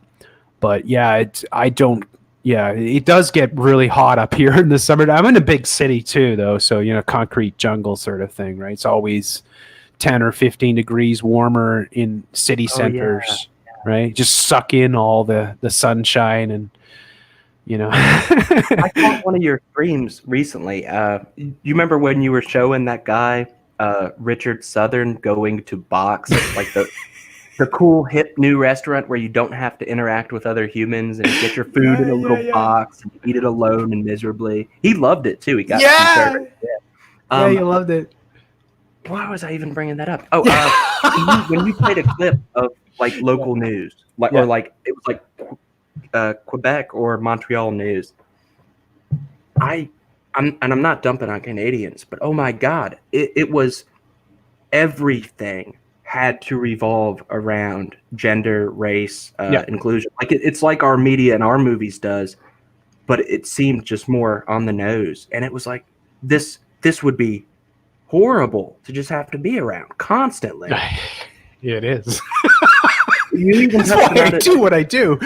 Yeah. You even referenced it earlier, how like media and everything just constantly has to hit the same notes every single time. Every story, art piece, comic book, just product being advertised. It's and that's how they do it too. It's like if we were to talk about, say, animators, like the animators on YouTube that get featured, all push their agendas like massively. I mentioned Jaden Animation as one example, the odd one out, and these are wretched. Like, I can't stand them. I mean, I just hear us and odd ones out gonna cry. Sorry, they obviously make the deal, right? And they, but I mean, and that's the thing too. Like people, I hope you'd hope that people would realize, but most people don't even think about it. Is that most of these people are working for, like a lot of top YouTubers work for the United Nations. I did not know that. Yeah, absolutely. Lily Singh, the superwoman there, the fake lesbian Indian. Oh, what a douchebag that. I can't even begin to describe how much I hate these people, but that thing is an ambassador for United Nations.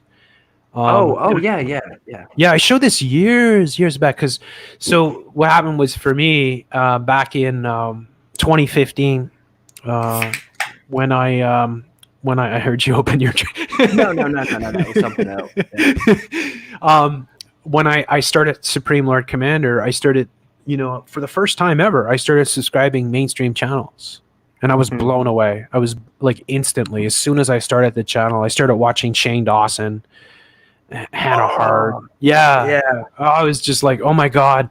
And they were all doing the same thing. So one of the things that happened right at that time was they were all coming out as gay or transgender or whatever, like all the top YouTubers, like one after another.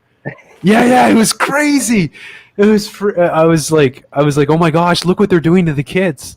So it gave me it allowed me to see how the whole YouTube structure works. And it's gotten a lot worse since then. It's like it's just more and more of the same, but just more like you just look at trending, for instance, right? It's all the transgenders and the we take it for granted because we're creators. We're the upper crust, you lazy peasants. But when we log into our profile, like you get the little propaganda message for YouTube, like creator news or something like that. Yeah. no S word. I don't want to get too bad here. A couple of weeks or months ago, like before the demonstrations and peaceful protests happened way back, Yeah. YouTube was saying you should use your channel to promote minorities. And okay, what does that mean? Should I just make a video with like a black lady talking? And does that mean it's going to get boosted by the algorithm? What the hell? Yeah. I mean Ugh. that's exactly what they're saying is Yeah, that yeah, and recently it's been black creators and then yeah. people of color, and all that crap but yeah, I mean it's all like that's the reality though is it's all the same. Like the whole whether it's the local news or whether it's the big tech corporations or it's the social media platforms or it's the banks, it's all the same, like everything is the same, is wear a mask, promote minorities, Yeah. embrace gender confusion, Right. love is love, science is real. And on the very surface, like if you have the IQ of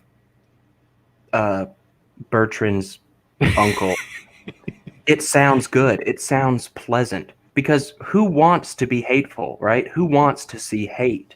I get it. But they're pushing these underhanded, destructive, insulting, like inversive agendas while telling you out of the other side of their mouth that it's for the common good. Like this is kind of serious to bring up. I hope this is cool because I know we've Absolutely, it's what I talk about all day. yeah, definitely. Yeah, no. I understand that there's a debate about the injections coming our way. Mhm. There's some people who say it's not the beast system, and there's some people who say it is. I don't even argue with anybody on those sides because either way, I think we can all agree we don't want that shit. Yeah. But this beast system, like as a very pale person, I'm acutely aware of how we're portrayed in media. You can't talk about certain things without upsetting our friends over at the anti-defamation, Yeah. what. But this system does something fairly equally horrible to other races. Like all these black folks that they are promising this stuff to, they're never going to get it. The system is never going to deliver it. It's just using them. It's almost like it's bad enough being like a white person and every channel you turn to is Sarah Silverman talking about how much she hates Jesus and people talking about how white guys have small peckers. Yeah. But you're a black person. The state and the powers that be are promising you all this wonderful stuff and they are never going to deliver it. Like it's a horrible fate as well. You know what I mean? Yeah, it's an illusion, and it's a lie, Yeah. and it's just a manipulation of demographics. It's like if we can get enough of these people to push this, and enough of these people to get that, and I think like with the Karen whole meme, you see like and again like for instance. With the and I know Stranger Than Fiction shows this, the black hip hop community is very insidious in pushing the LGBT into their videos. Like just the other day, I put out a tweet on Megan Thee Stallion, right? And I don't even know what Megan Thee Stallion is. I know it's some hip hop, I gotta look this up. Yeah. But I mean, like I put out a little tweet, Megan the Stallion, and then I put the definition of what a stallion is, right? Which is, of course, a male horse that is put out to breed, sort of thing, right? A stud, basically. Yeah. So I mean, everything is inverted. So like, and like for instance, okay, one of the things you'll notice this with Twitter, I've shown it for years, is like the way that people interact with each other. Okay. When you go, like, I don't know if you use them, but I know I do. And, it's like using emojis, right? Like, I hate emojis, but I still use them, right? Because, you just get used to it. It's a quick way of like giving a wink or, giving a smiley face, laughing or something. It's quicker than writing out, rolling on the floor, laughing my ass off or something like that, right? Yeah. It's just, but nonetheless, you're playing into their sort of deception when you do that. Yeah. But it's like, one of the things I used to show is the GIFs or the GIFs. I don't know if people call them GIFs or GIFs, right? Whatever that you use to respond to people. The biffs. Yeah, if you look at them, Uh, more and more, like the way that Twitter, for instance, and I don't use Instagram or some of the other ones, TikTok and stuff like that, but I'm saying for Twitter, for instance, like over and over again, like they push every type of agenda through that type of communication. So what I was showing, like for instance, is black people that would react to something that's happening would be using GIFs of transgenders with their sort of reactions, rolling their eyes or something like that, right? Yeah. And this is the insidious way that they normalize all these things. It's like when I talk about, say, on the conservative side, right? For instance, and these are people that know me and I've had interactions with, but Milo Yiannopoulos and Blair White, I give as two examples. What's that? It said great folks. Great. Yeah, exactly, right. Great shills. But yeah, so who are the top critics of the LGBT, and who's the top critic of the LGBT and the conservative? Well, it's Milo Yiannopoulos. Mm-hmm. Who is a homosexual, or at least that's the role he plays. Perfectly positioned as that, yeah. Yeah, exactly. And who is the top critic of transgender? Blair White, right? And it's like people don't even realize they've already got you. Like I'm a conservative. I listen to Blair White. What do you mean? You're not even I only like conservative transsexual buttholes. I mean, seriously, yeah, And no offense to her or him, I'm not like trying to personally insult Blair, but I know exactly what you're talking about. Like, Charlie Kirk. You see the mainstream right wing establishment, at least in the U.S. I don't know what it's like in other countries, but it's like we're what, a month away from Charlie Kirk organizing a drag queen story hour with people wearing MAGA hats and trying to celebrate it, saying Democrats are the real transphobes. There you go. Look at how the game is played. That that you think that you're countering something, and that they have structured the whole game. Yeah. Like everything is a big rigged game that no matter, like, the only way is to opt out. Or to go the route that many of us go, which is we recognize the cube, or like the paradigm and the fakeness and all that, and we see it for what it is, and we know that there's no solution there, and that but nonetheless, no, most people will just end up in those realms and adhere themselves to those characters that have been strategically positioned to actually push those agendas that typically they would be against, but they've already kind of accepted by accepting these people as their sort of source and their critics. I'm not saying this to insult anyone in the chat. You don't have to agree with me. That's always a given, and I hope that's just understood. But personally, I don't see why anybody would still be invested in the political system in any of our countries. Because if you've had a lifetime, if you're 50 or 60 even, and you voted your entire adult life and you are where you are today, why would you get excited about November? I mean, and this guy that's being put on a pedestal as that one side is saying he's an evil white supremacist, and the other side is saying, he's going after the child traffickers. The sleazy East Coast real estate rich billionaire who's connected with half of the diaspora, and the other half is Israel. This guy isn't our friend. He's burned through how many wives, But anyway, that's all I'm going to say about that, because I don't want to divide your audience. Or No. There's nobody here that is a MAGA, or if they are, they're just part of the Q thing watching.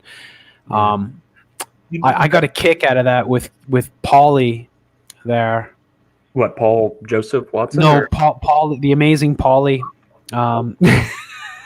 I don't know her stuff too well. She commented on one of my videos though, and she was really nice. She created the entire Wayfair thing. I was just blown away. Well, I mean, like nobody creates anything, right? It's a machine. It's yeah. But Polly was the one that put out the tweet, and I saw it today manifest onto the BBC, and it's like it's gone full mainstream right around the world. And it's really bizarre that Turkey is the biggest hotspot on the planet for it. Like Turkey. What they were showing on the BBC. They were saying, "Here, look at all over the world the search results for Wayfair and child trafficking, and then there's over here United States and in Canada, and then we've got the UK, and then we've got Turkey."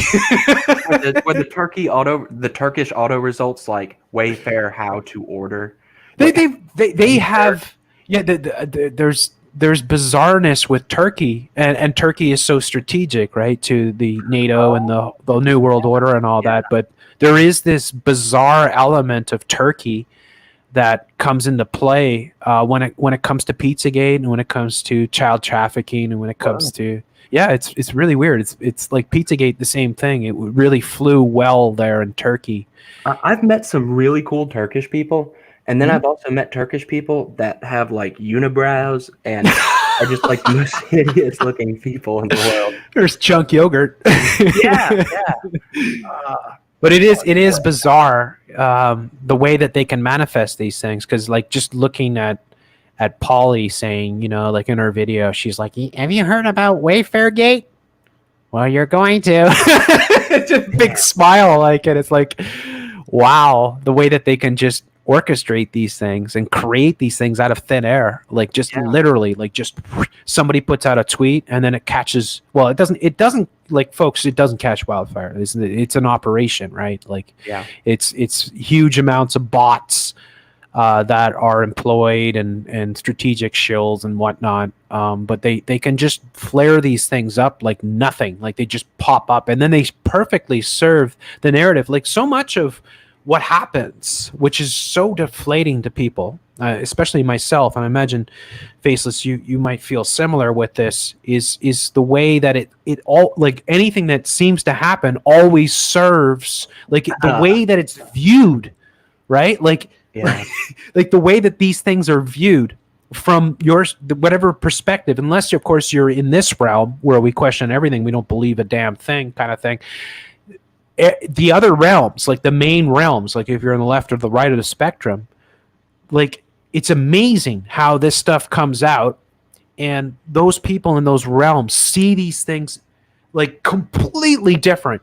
Like if you're in the left sphere, you think it's just idiocy and my word, this is insanity. But if you're in the right sphere, you're like, this is just horrific. It's like Gavin McInnes is telling you that the right is the new rebel. The right are the edgy ones now. Well, that's great, but that's what Twatson put out, because Twatson said that he used to make fun of people that put their face on T-shirts, right? Paula Josephine Twatson, that is. I can't call him the real name because I've been calling him that for so long. But he used to say, people that put their faces on T-shirts are sellouts and whatnot. And now he's got then he came out like a couple of years ago with his face on a T-shirt saying conservatism is the new, what is it? The new rebellion, or the new counterculture. The new counter. That's it. Yeah, bingo. New counterculture. Guys. We're so edgy. They censor us, but don't worry. And he'd put those out while he's tweeting about going to gay villages and stuff like that. Yeah, vibrant gay district. Vibrant gay district to look for conservatives. Ha ha ha. Stoned out of my mind. Conservative people love gays. Looking for base trannies. Base trannies. Yeah, exactly. So take a second, if you will, to address the chat while I go and refresh my beverage here. I'll be right back. Will do. When he gets back, he's going to have to address the chat because I got to go pee really, really bad. Faceless has the shirt. No, I don't. No, I don't, Miss Smart Pants. And hang on, I'm reading this stuff. I've never done this before, so be patient with me, folks. Jason Hammond says everything is fake and gay. He is correct. Dawn says Faceless is a great guest. Thank you, Don. I appreciate that. Yeah, Blue, ask away. I never got to your question earlier. Quickly, before Jeff gets back. Hurry. Faceless, let's join ISIS. Yeah, I'm seriously considering it. ISIS is the new counterculture. But, yeah, what were you asking, Blue? What is this big question? I feel like, what is this horrible? Hey, Tara Schumacher, how's it going? Also, whenever a female fan is like, hey, I'm in North Carolina too, I'm like, man, I want to flirt with her. Go to Discord and hit on these ladies, feel good about myself for an evening. Do you think the earth is hollow? Oh, Mushroom Magpie. I've seen you around for a long time. And I definitely appreciate your patronage, but there are certain things I stay away from. But what is Blue going to ask? I got to see what this guy's going to ask me. Shoot the question, Blue. Ask already, Discord flirting. Yes. Not that long ago, before I shut down my Discord account, I went into Ed from the Outer Light server, and I saw that there were 2 women who were also subscribers to my account. One of them probably had like grandma status, and the other was like a married mom status. But I just felt great talking to these 2 women. I felt real cool. Went straight to my ego. The Mighty Boosh. Yeah, I've seen the Mighty Boosh. The Nazi did missions to the South and North Pole.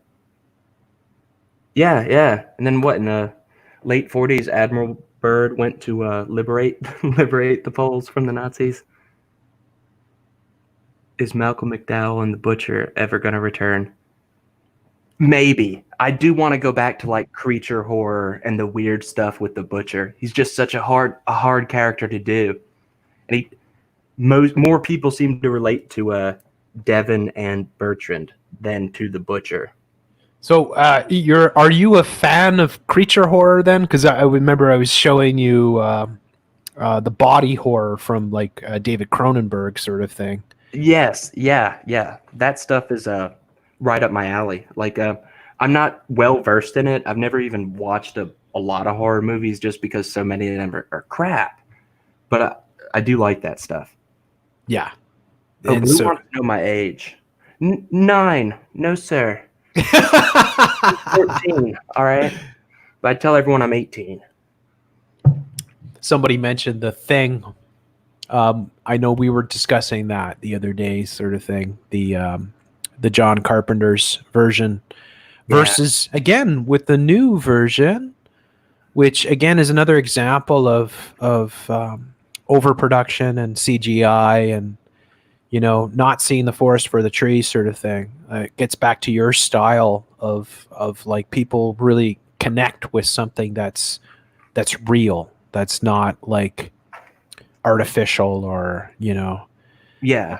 Like, did you find like now? Do you watch anything like Adult Swim or anything like that? Or nah, man. I used to, and I used to love it. But also, I gotta go pee really bad. Okay, yeah, go ahead. Yeah, take a break. Take as long as you need. What's up, good people? I'll say hello to the chat here. Nice to see everyone coming out to watch the show tonight. I hope you guys. I didn't put Faceless Propagandist name in the description there because I wanted it to keep it a surprise. So if I had put it in there, sort of thing, then it would have given away the surprise, sort of thing. But I'm sure most of you know where to find him, and definitely you want to go and sub his channel, especially if you're a fan of art and comedy and even horror and stuff like that. That's why I'm discussing these things. I've never talked with Faceless before. This is the first time I've ever talked with him, but I have exchanged a lot of messages with him over, the past few months and stuff, and got to know him behind the scenes sort of thing. So nice to see you guys all there. Hi, Patricia, Authentic Intelligence, Private Death, Callie, Darian, Explicit, and everyone else, Fate, and Angel. Hi from Mexico. Nice to see you there. And are you guys enjoying the show? There's Vanonymous. Nice to see you. Bertrand is the best. Yeah. Yeah, it's fun doing shows like this. It's kind of a thing that I miss. I used to do a bit of this way back when I did Free Radio Revolution, where I would, or more specifically when I did We'll Do It Live, the Real Alternative Podcast, where we bring on Bill O'Reilly show. I used to bring in, like, we used to do the show, me and TM, who was back then Red Pill Revolution, and we had this big show, and we would bring in all these people that were doing, whether it was mostly truther type videos and stuff like that, but even there was people doing animation and stuff like that, and just really, it was like the infancy of the YouTube sort of truth movement sort of thing, but it was an interesting time and all that. But you didn't really, like, when it comes to where your sort of politics, I mean, I like to think I'm beyond the whole political realm, but how did you kind of gravitate to this area sort of thing? This is a good one. When I was getting my water out of the Bill Gates toilet just now, I was thinking I wanted to tell you about this. All right, folks, I used to be a vanilla narrative buying Fox News little boomer in my teenage years, because I was young when 9/11 happened. Gosh darn it, I thought, look at these Muslims who attacked us. All we got to do now is invade their countries and nation build. And even though I didn't think that George Bush Jr. seemed like a very smart guy, he was white like me. And I figured we'd support our ally in the East, Israel, which is the only democracy in the entire world. So I justified nation building. And I don't know if any of you folks, or if you've heard about that, Jeff. It was the U.S. like defense industries, the U.S. war industry's justification for going into other people's countries. They're like, we go in there and we build nations. Yeah, they hate our freedoms. Yeah, they we gotta liberate them. Yeah, so I used to be the guy who argued that stuff. Like, I went to a graduating party from a bunch of art students from a college, and I argued with Liberian exchange students about why it was right for us to be in Iraq. Just the stupidest boomer crap ever. I don't know if it's because of like the number of concussions or what, but down the road, something took me out of that. Mostly it was the fact that I thought, well, gosh, if Muslims are so bad and so evil, why is it that we keep letting them in? Maybe I should look into that. And it took me down a whole different road, let me tell you. One to not talk about, but it almost sounds like we're watching one of your videos when you're. Yeah, I thought of doing this whole thing like in character, but I was like, there's no way I can do a Devin voice for an hour, 2 hours, 4 hours straight. You never know. I used to do whole gaming shows in Alex Jones's voice. I bet your throat hurt afterwards. Yeah, I'd have to drink a lot of beer. Yeah. Just like Alex Jones. Yeah, it'd take a lot of beers to keep that voice going. But if he doesn't have enough beers, he slips back into being what was that other guy's name? The comedian that he secretly is. Oh, Bill Hicks. I would go between Alex Jones and the flat Earth. I do the. Oh, flat you've Earth. done it. You've done it. Here they go. Yeah. Now they'll come. I've managed. They're gonna come. They're gonna be like locusts. At one point, when you went to refill your beverage, somebody was asking me if I thought the Earth was hollow, and I engaged. And I'm like, please don't let this be the beginning of a raid. That's how it starts. I still like wake up at night screaming. I'm like, whoa, no! From that one live stream I had. That was pretty crazy. Yeah. Yeah. That's kind of like the stuff that would happen quite frequently way back when. Yeah. It actually used to be so bad that I would just do away with the chat, and it was so unfortunate because there's so many good people listening, and you want those people that are listening to have a voice and be able to interact and have a community and all that sort of thing. So, but yeah,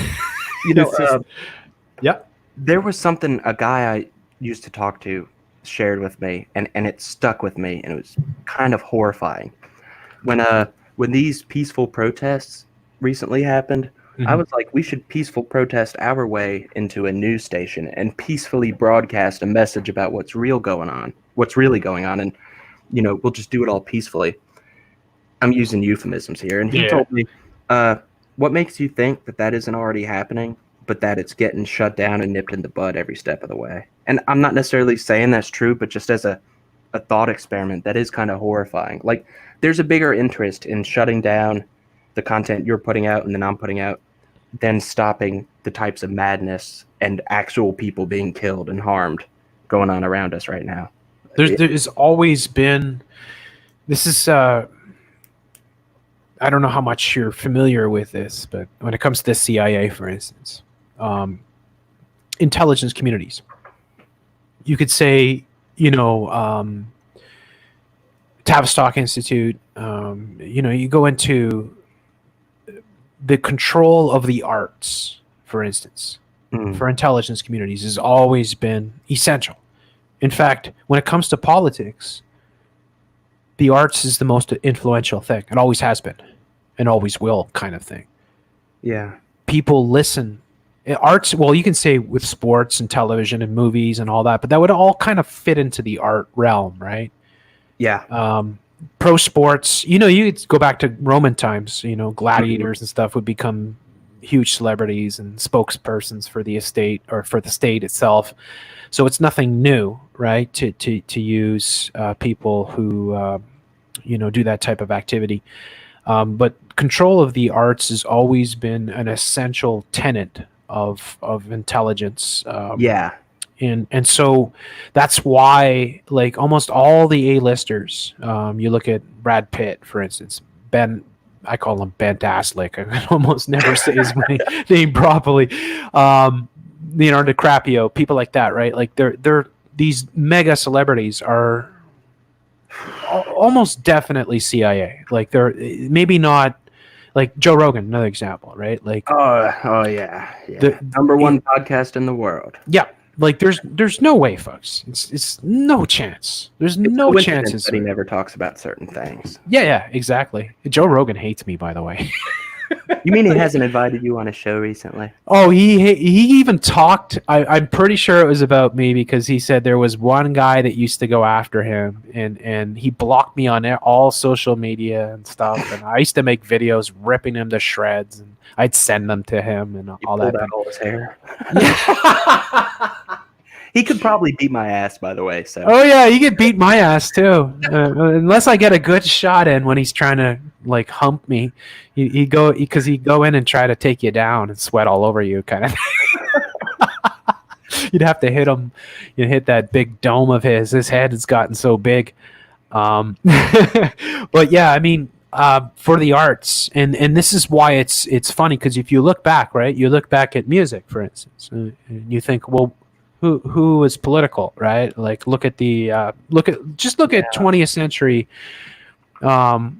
music, for instance, because current contemporary music is awful for the most part, but it's also gotten. I mean, it's still political in the sense that these characters will push all the agendas of the NWO, but like if you look at the say, like for instance, 1960s in the United States and the hippie movement, and then people like John Lennon and Bob Dylan and like people that would be considered heroes, counterculture, crusaders, kind of like our tech guys. They just all started out in the right garage, Yeah, exactly. And it's like Bob Dylan's an excellent example, right? Like people hail him as being this and I like Bob Dylan. Like I like the music too, Yeah.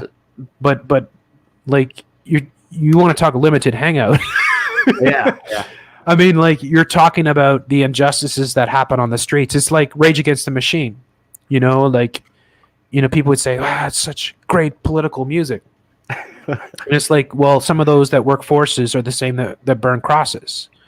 Yeah. And it's like, well, who cares about the stupid ass racist cops? Right? They don't run the world. Right? I mean, if that's what you're obsessed with. Out there. The three guys in the Klan who aren't feds. Yeah, exactly. I mean, the reality is that there is almost nobody, and for good reason, that has ever exposed who's running the show and what they're up to, because they're not going to have a career and they're going to end up disappeared, or you're never going to hear of them, sort of thing. So yep. So when we look at the arts, and then we say, like for instance, John Lennon, right? Like, and I love John Lennon too, right? Like I'm a huge Beatles fan and all that, but I do know the whole social manipulation with it as well. Yeah. And what would John Lennon be best remembered for? Well, the song Imagine, right? Which is like basically an ode to the NWO. Yep. Open borders, you know. No religion. We're all these like gray blobs living in pods. Yeah. Pod people, right? Yeah. Changing our genders by the minute, sort of thing, and you know, eating Soylent Green, and you know, watching rainbow unicorns, you know, on our box and jerking off to tranny porn. I mean, like the reality is that, you know, you can on the fringes. Like when I was a kid, I listened to stuff like Dead Kennedys and stuff like that, which you could say, you know, was controlled, maybe, but it was a counterculture. Like punk rock music, for instance, like you could say like maybe the early punk rock in the 1970s was a counterculture that wasn't necessarily controlled by the state at first, because it just kind of sprung out of nowhere, right? But really, probably not. Really, probably most of what we've got through the media and anything that has become popular is for a very good reason. And I think it's a hard. Spontaneous, then it's stepped in front of and controlled very rapidly. Yes, exactly. I think for the longest time, and I think, folks, it's not just recent history. This is throughout history. You go Roman, Greek, whatever, you know, go back throughout the ages, Egyptian, whatever, right? Good night, Tara, by the way. Sorry, Jeff. I saw Good night, Sarah. Tara. Yeah. Sarah Connor. But yeah, that's the reality, is that they've always focused heavily on controlling the arts. Yes. And the arts have always been used to send these messages and to control the masses and look how it's even framed. Everybody can tell you, official narrative wise, the Nazis, populists, far right people, they are anti-intellectuals. Well, hang on. When you get past the stupid paradigm and the BS and the propagandizing, which, you know, hey, it's in my name, you find that, okay, even as a vanilla boomer conservative when I was younger, I used to be like, look at what the communist Chinese do. They don't allow the development of culture. And there is systematic efforts by the CCP to clamp down on what we would call culture. Mm-hmm. It doesn't mean that we in the liberated, enlightened West, the tolerant West, just let culture flourish. No. Because if you do that, you can't have the system. You find that it's the very scenario you were just touching on, that it's controlled just in a different way. It isn't that the far right or that the evil bad guys in the 40s were anti-intellectuals. They had their own intellectuals. If you look at what East Germany did or the Soviet Union, they killed every intellectual who didn't act like a modern day Hollywood scriptwriter, who didn't endorse the narrative. So we get this like watered down paradigm of the right hates free thought and art and the left encourages it. But what really happens is, no, the left hand of this machine is better at it. It knows how to vector the energies of creative types. And the right isn't anti that. It's just, it's more of a threat to the powers that be if there is right-wing or populist or pale people developing culture in this country than not. It's just Well, I think one of the core tenets of conservatism is less government, so that's why it's not the ideal situation for the New World Order, because the New World Order loves government, big government controlling everything, right? Government involved in every element of society, and so conservatism. I love government, by the way. I would never challenge the government. Or I think it's insane. Like when you think about it, like income tax, for instance, right? Like how everybody, you know, like the saying, you know, what's the saying about death and taxes, right? Like, you know, Yeah. like where do these sayings come from? You know, like who came up with those sayings? Was it somebody who worked for the Federal Reserve or whatever, right? Like, where did income tax become normal? Well, it became normal like about 100 years ago, folks. Like, actually was like in the build up to the First World War, you know, and before that it was abhorrent. And it's like, you know, you know, you think about the different sort of realm that people lived in. The government has taken over everything, and it's not. Again, when you think government, it's a corporatocracy, so it's very important not to forget that all these major corporations are all part of this control system. Like that it's not just some political entity that runs our lives, and it's a beast. It literally is. But yeah, I think that's why. I mean, you have to control, obviously, the conservative realm, and populate and control it, and, you know, have all the characters under your control, basically, so that you can, you know, control both sides to the whole left-right game that they have. But really, it is the left sort of side that they're moving humanity towards. The communist sort of, you know, one world, open borders, you know, unlimited genders, you know, depopulation, abortion, all these things, right, that are all fitting under the umbrella of this one world government sort of thing. Yeah. But yeah, and that's why there's still elements within the conservative government. There's still elements within, even within the U.S. Congress, and that are still not fully controlled. Although maybe that's a bit of a I don't know. I mean, people would probably, I wouldn't blame anybody for thinking that every single person that has any, you know, bit of power is under their control completely, or and again, that kind of fits into the narratives about how they blackmail all these politicians, and with Epstein and co, and all that. Say you're an uncontrolled senator, or say you're Laura Loomer getting elected to Congress, and you just want to come in and do the best for America. Yeah. If you don't do the best for our greatest ally, they're going to fund your opponent in the upcoming election, and you'll never be known as an incumbent or 2-term or 3-term senator or representative. You know exactly. I mean? Yeah. Those just, you'll learn the true nature of, you know, control. And again, you know, it's the simplest thing in the world. You know, if you want to know who rules you, find out who you're not allowed to talk about. The dang black people. But yeah, we're unfortunately, yeah, it is kind of a horror show that we're living in, and it doesn't mean it's hopeless, and I don't think you should think that way. And I think that all of us need to. I mean, I believe in, like, really, when it comes down to what's happening, you can never, like, it's not about parties. It's never going to, the party system's never going to work, really. But you do have to, at some point, if you're going to fight this beast, you do have to take it on, and you do have to do it through the systems that exist, sort of thing, or you have to tear down the entire thing and build it up from scratch, sort of thing. But, you know, the real struggle, I think, for most of humanity right now, and I think for all of us, that's sort of, how can we be free? You know, like, you know, what we're facing right now. I think, like, for a long time, you know, doing this type of work for the better part of a decade, you know, 8.5 years or so of you know, doing this work on YouTube, for instance, and trying to wake people up to the dangers of this NWO controlling all of humanity, sort of thing. I think people now really see how dangerous it is. I think, like, not everybody does, but a lot of people do. I think a lot of people see, like, oh my gosh, you know, like, you know, 6 months ago or last year, for instance, you know, you wouldn't think twice about going to the grocery store, or, you know, going into a shopping mall or whatever.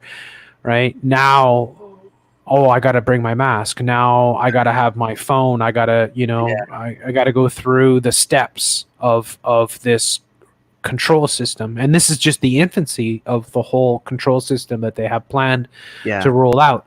So I think that the reality is setting in for a lot of people that this is a pretty bad situation that we find ourselves in for the first time too, right? Pardon me? It's different too, right? Like as in this is a different level, you know? Oh yeah, yeah, and there's no question about it. Like for me, my fear was that this would eventually that they would manipulate things in order to take this type of control and force us all into servitude and whatnot, but I never anticipated it would happen so quickly. Yeah. I couldn't really I always knew because I covered especially the Ebola and stuff, and it was always my view that the most logical way that they would carry out this operation would be through some sort of fake pandemic. And so that's why when I covered a lot of this before, many years going back, that I warned people that this was likely the way that they would implement this type of control system. But the sheer audacity and the sheer size and the global sort of nature of this operation it really is something unprecedented. Like it's like it's the biggest plan ever, and it took literally decades to position all the people that they needed to position into these, in government and in healthcare and whatnot. And it's like it's crazy because you think about it. It's like the old James Bond movies, like these tyrants that want to take over the world. It's like they're actually doing it. Yeah. I wonder sometimes. Well, sorry. Is it all right if I interject? I know I keep interrupting. No, you're not at all. Please do. Go ahead. If they get what they want, or if they get what I don't know, that they've been promised or that they dream of, it's still a hollow victory. It's like if you read the Old Testament or the Talmud and believed that that was things promised to you. It's still a pretty crappy victory. Wow, I get to enslave everyone around me, and they're stupid and ignorant, and I've erased their history and past, and I get to do whatever I want to them. Lovely. Wow, great. Man, how great is that going to be? For 6 months, a year, 5 years? It's such a hollow victory. It's not a Pyrrhic victory in that it costs you so much it's not worth it, even though killing the majority of the humans on the planet so that you can hang out with Bill Gates and Jeff Bezos seems pretty Pyrrhic, but these people are mad. The things they have done to us, they encouraged us to engage, humanity to engage in irresponsible sexual behavior. They use it as a form of control. Everything, alcohol, which drugs, everything. It's sex. And then, because to sell products, to do what they wanted, it made sense to have people breed more. And it's also a great propaganda tool. Look, guys, after we invaded Iraq, less people die of cholera in the water than before. Okay, that's great. But now that there's all these humans, they're saying we need to kill a lot of them. Everyone positioned to profit and appear as a savior in this situation. You can probably look up and find them making comments about how we need to cleanse the earth of us filthy humans, Yeah. The whole depopulation agenda being the biggest possible. I mean, there's so many different things they wish to achieve. If I was married to Melinda, I'd want to kill everybody too. Yeah, that would be. Yeah. I mean, one of the things that disturbs me the most is seeing how giddy Bill Gates is. Seeing him, it's really disturbing, folks. When they're saying, "Oh, it's going to take years for the economy to recover," and he starts laughing his ass off, and it's like this guy's the richest guy in the world, basically. He's laughing. He's enjoying it. It's like and they are. It's not even like you say duping delight. And the expression duping delight is people that can't contain their joy from duping people, right? Duping the masses. But this isn't duping delight. This is outright freaking, they're just laughing in your face. They're not holding back. He's like they feel confident that nothing can stop what they're going to do. Yeah. And I guess, and it's like one of the comments that I got like months back when I was exposing the whole scamdemic, kind of, you know, it's obviously some, alphabet agency shill or something, but they said, yeah, they said, well, we control all the banks, we control all the big tech, we control all of academia, we control oil, big oil, we control all the transportation, we control the governments, and this and that, and television and media, and you have a YouTube channel.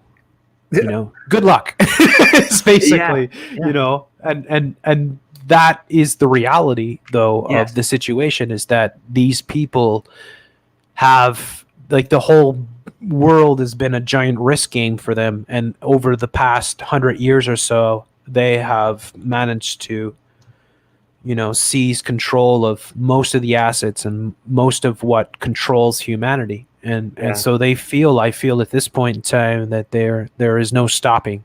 Yeah. The contradictions in their propaganda and the double standards are just extremely apparent. Like they're literally pushing lazy stuff.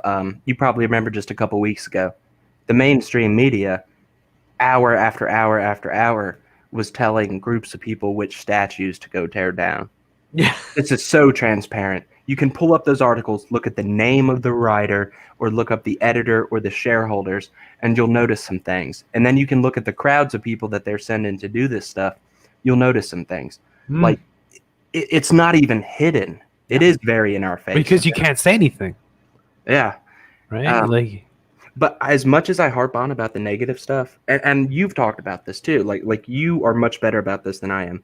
You start to, you tell people not to give up, and that is extremely important. I've had multiple people tell me that by talking about this stuff the way I do sometimes in my videos, it is like I'm giving it power, because I don't start to entertain solutions. And there's obviously things we can't say. You can't call for people. You can't call for an uprising. You can't call for this and that. But I don't even know if that's the solution, because it would be, you look at France with the Yellow Vest riots for years. The French state and the little gay Rothschild minion running the country, Macron, was perfectly content with French people coming to the city every weekend or multiple times a week and destroying every store shop in the area and spray painting shit and fighting with the police. They were perfectly content with that over a long timeline, because it never threatened the powers that be. I don't want to fall into that trap. It's like BDS as well, right? It's like they don't have any problems with that. The state of Israel, for instance, right? It's like they like that. They're like, that serves our. Don't worry about that. Yeah, it's okay. We've got that under control, sort of thing. yeah, exactly. Even when I was supporting, when I used to literally think like Israel's just a Western power and an ally. They're just they happen to be located in the Middle East, but I used to wonder, hey, how come our media never shows pictures of what their culture is like? And then over the years, I started looking things up, and it's like, whoa, this is how they treat refugees in that country? Oh, this is how they treat Palestinian kids, or this is how they treat Christians. Like, wow, I don't think these people like me, But whatever the thing, like you mentioned, possibly having to change things through the institutions that exist. I hadn't even really considered that. I get negative and blackpilled a lot. My thought was, a lot of us we're probably going to have to bail from society at some point. Yes. But as bad as that sounds, and as unpleasant as like starving to death in the woods sounds, or getting picked off by dang old Bigfoots, it isn't all bad. There's gonna be other people like us, and it's not the end. It's I don't know. It's important to not give up. I'm not good at articulating. I dig totally what you're saying. You're totally right, and I think it's, first of all, you can put yourself into context. If you know a bit about history, you could position yourself in many different eras. Now, it'd be nice, that sweet spot, I guess, from maybe the 1950s to the year 2000 or so. In the United States, say for instance, that's a sweet spot in terms of relative peace. Yeah. You know, the ability to have freedom and live Road your trip life and on Sunday build, afternoons. yeah, build a business, watch the football. Right now, we're in a different era. But you could have been in, you know, World War II. You could have been in World War One. You could have been in, you know, like so many different things, so many different eras where you didn't have, you know, electricity or refrigeration or, you know, like all these basic things that we take for granted that would have made your life like, man, it's all relative, right? Because sometimes less is more, and sometimes it's much better to live and be able to provide your own sort of you know, like working the field sort of thing, growing your own crops. But almost always it reverts back to some sort of control system, right? And you know, feudalism, for instance, is very similar to what we have happening now, like feudalism with internet and cable sort of thing. Yeah. Where we're heading. But you know, knowing that and understanding that and being able to say, look, yeah, it's a bad situation that we're in, but you know, it could be worse. One, first and foremost. Secondly, right, like they're hopefully, and I'm saying this because of everything that's happening right now. If they get their way and everybody's force vaccinated and everybody's got quantum dot tattoos and you got to go through portals and, you know, you got to wear freaking bubbles on you and stuff like that, it's not going to be a fun existence. But if you can somehow extract yourself from the main, like from the main cities, from the big, the you know, and again, if there's a lot of ifs in this, because so much of what they want to accomplish is a complete eradication of freedom. I mean, so much of this is what scares me so much, is that so much of what their intent is with Agenda 21, which is the biggest thing, because it really is their master plan for all of the world. And we have to look at the bigger picture of what they want to do to the entire world. They want to control everything. They want to make it seem like, oh, we want to save the world. But really, it's we want to control the world. That's the reality. They want to control the world. So their form of control leads to the eradication of freedom. They want to make you think that buying into it is going to make you more free and all that. But they have actually constructed, or they have set the table for what is happening now, where they're getting the youth to uprise, and the youth look at the future and see that they have no real sort of ability to live the lifestyles of the boomers and whatnot, and they're going to rebel and they're going to embrace the sewer tube lifestyle and the free tranny porn that you're going to get in the 5G and all that crap, right? The struggle then is, and this is why the struggle is important in a way, like, yes, living off the grid and turning your back on it all, my word, there's no question you're going to be happier and better off and all that. There's just certain things that, might be troubled if, you need medical, attention and stuff like that. But chances are, if you are able to extract yourself from their lifestyle, you can live a very fruitful and healthy lifestyle sort of thing, away from all their cancer and everything that they control. But the reality is, how long before it comes, right? How long before they're there, that you're not allowed to have domesticated animals, for instance. You're not allowed to grow certain crops, or, you're not allowed to have private property. These are all parts of Agenda 21. So I don't believe the solution is, unfortunately, just extracting yourself from it, because I don't think you can at this point. I think you might be able to for 5 years or a decade or something, right? But eventually it's going to come, right? Yeah. So I think that the most important thing to do is, at this point in time, is to fight tooth and nail for your rights, and for the rights, the constitutional rights that you have. So the Canadian Constitution, the American Constitution, right? Those things are so essential, because those are the only things that will stand in the way. That's why they're trying to annihilate these things. The only things that will stand in the way between you being able to have any chance at freedom, you and your family and like-minded people and community, is your rights.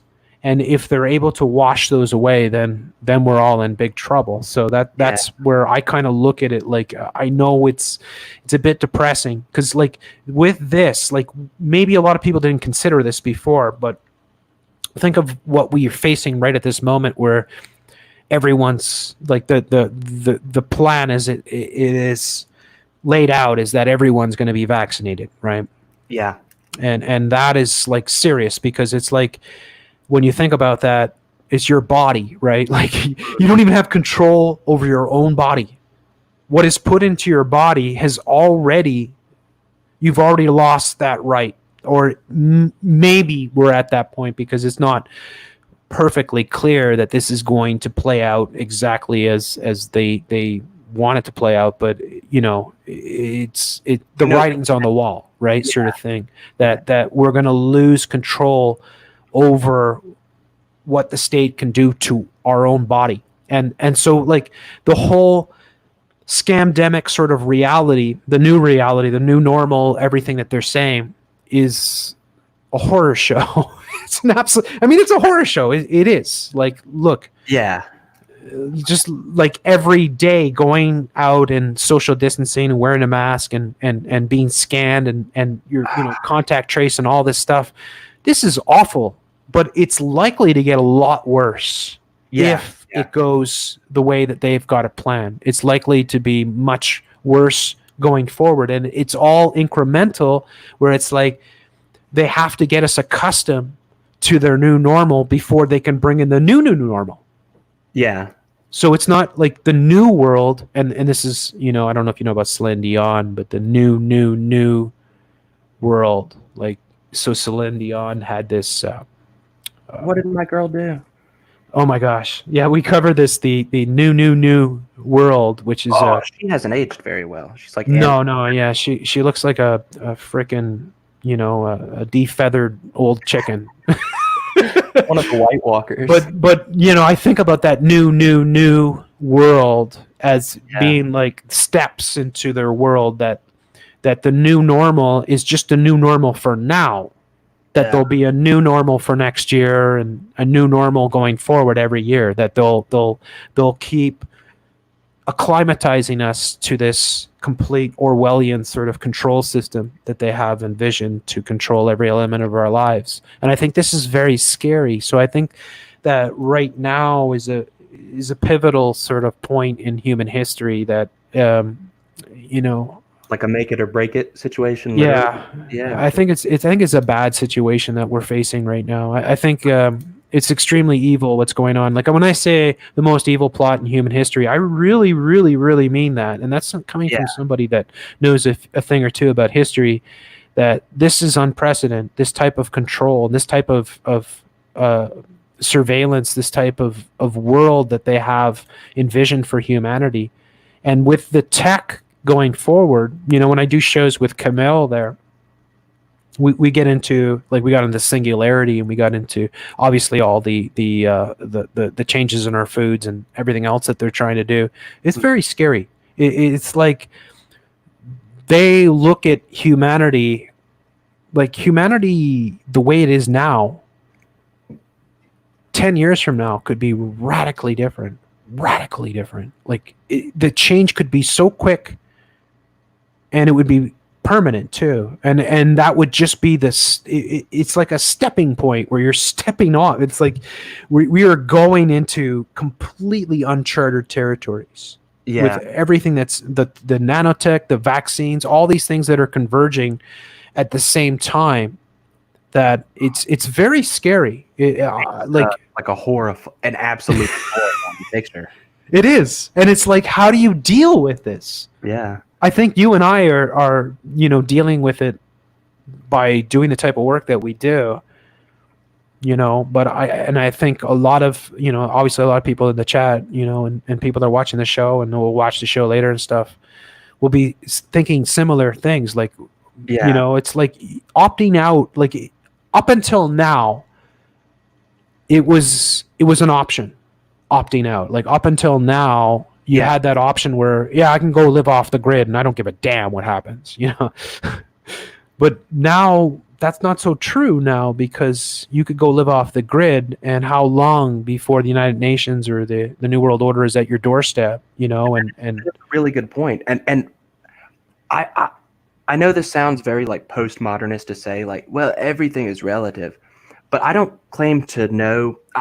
I know some things for sure, like that this crap is happening, but like what you said, your approach, like humans need a way to fight back. We need a way to, rather than just retreating into the wilderness and waiting to be hunted down by like their robo dogs or whatever. Yeah, exactly. I'm very much open to that.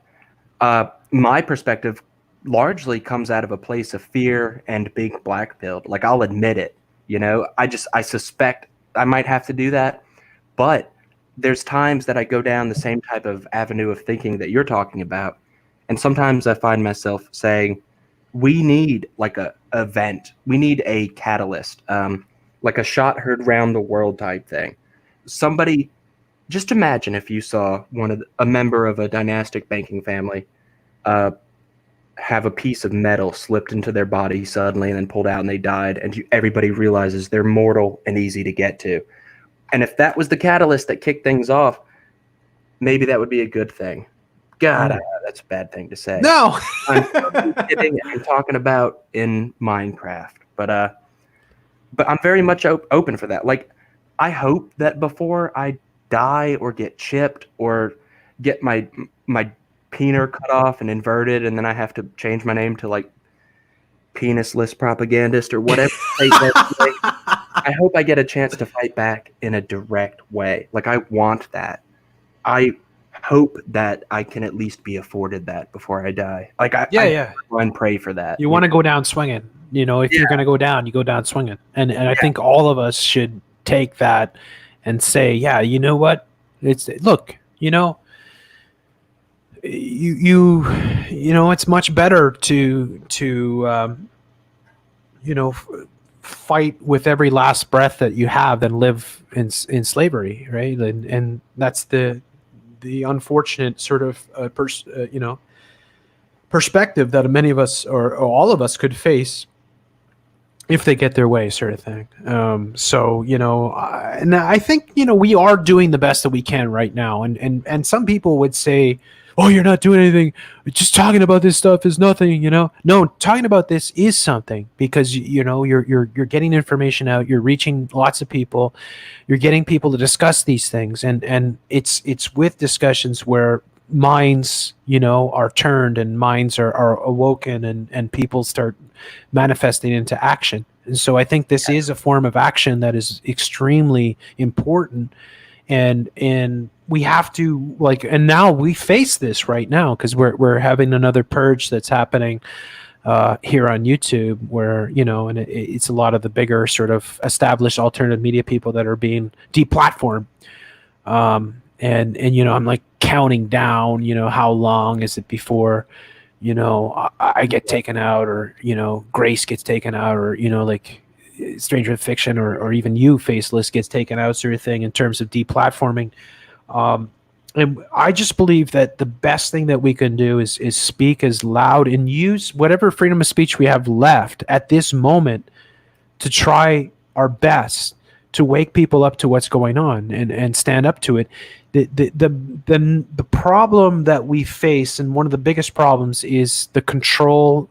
The methods of control are pretty much complete when you think about, say, like, how do most people interact these days? Well, it's through social media, right? For instance, and it's like you mentioned before, like the 5 corporations that control all the media in the United States, right? For instance, the consolidation of all these media corporations that have given us this gift, right, of communication and the ability to express our art, our opinions, our voices.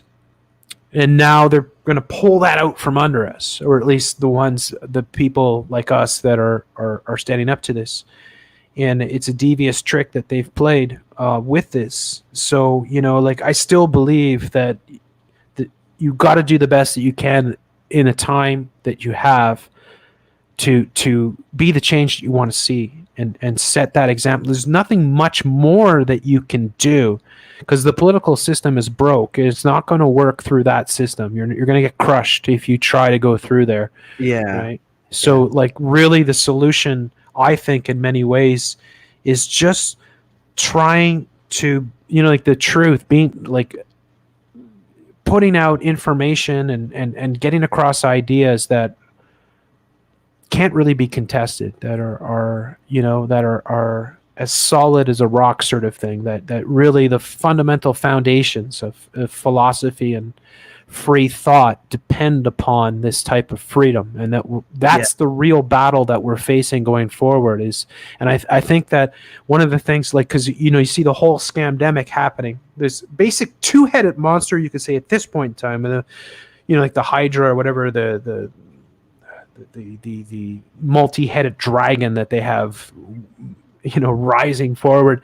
We're dealing with a double front right now, but there's always many other things involved. But with the race wars and the scamdemic happening at the same time, but the race wars, for instance, illustrate this total annihilation of freedom of speech. How that it's okay to speak what you want to speak as long as you are falling in line with what this beast wants, right? If you do what the beast wants, you can be aggressive as long as you do it in their way. Yes, exactly. But if you don't do it in your way, you'll be crushed, sort of thing. And that's where we're up against. We're in a rough spot here. And it's not like we control these platforms, or that we have platforms that are competing with these entities. Bitch, right?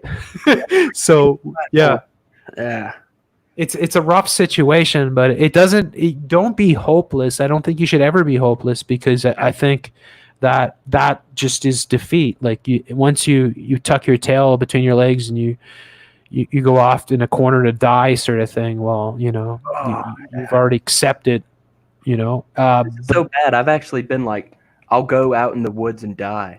So that and I don't feel good about going down that road. I don't want to tell other people to do that either. I don't want to peddle just black-pilledness, but I also don't want to misdirect people, Yeah. I think, though, that what you're doing, like, seriously, it's a great tool. It's a great method. It's a way, like, we do have to, like, okay, like Muhammad Ali, right? The style, like, don't just stand there and duke it out. Bob, duck, weave, fly like a bumblebee or whatever, like the like a hamster. Yeah. Like, don't be the doorknob that they want you to be. Don't be the blunt sort of force.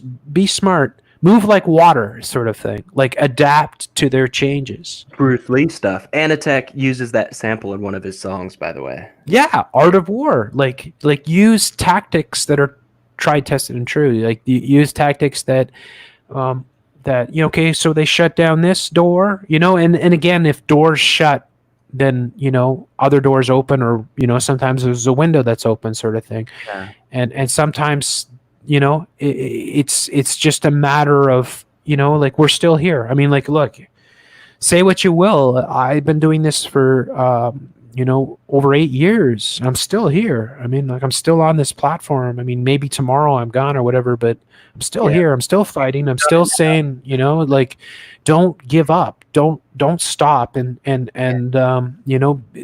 be that change you want to see. That's the best thing I could say for folks out there, because if you set that example, and if you break from their control system, and you try to educate as many people as possible, or just send that message to people, then you can plant those seeds, and those seeds can lead to massive change. It doesn't take, historically, it doesn't take huge amounts of people to institute change. Historically, you're looking at 7 to 10% of the population can generally, if they can become very mobilized and very motivated, they can influence massive change. So it doesn't mean that you have to wake up a huge percentage of the population. You just need to have people that are willing to go further and work harder and just I think that's the thing too. Like I think about like the work that you're doing, for instance.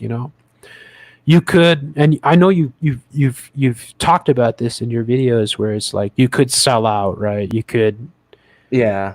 betray your beliefs and just take a deal sort of thing where you use the talents that you have, but you give in to your or you turn your back on your sort of views on the world just to make some money, sort of thing. And I think that's something that we all have to stand against. You have to you have to do the best that you can. I mean, it's a difficult thing because of course you want to be able to pay your bills and survive and Yeah.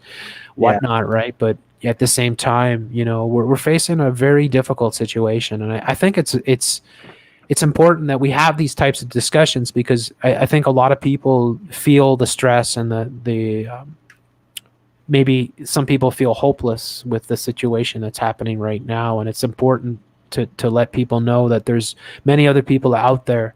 There's a lot of people. I think there's way more people than we know. And again, you mentioned that before. It's like, what if, you say like, what if there's way more of us than we realize, but the beast has done everything to like silence that or Yeah, conceal it?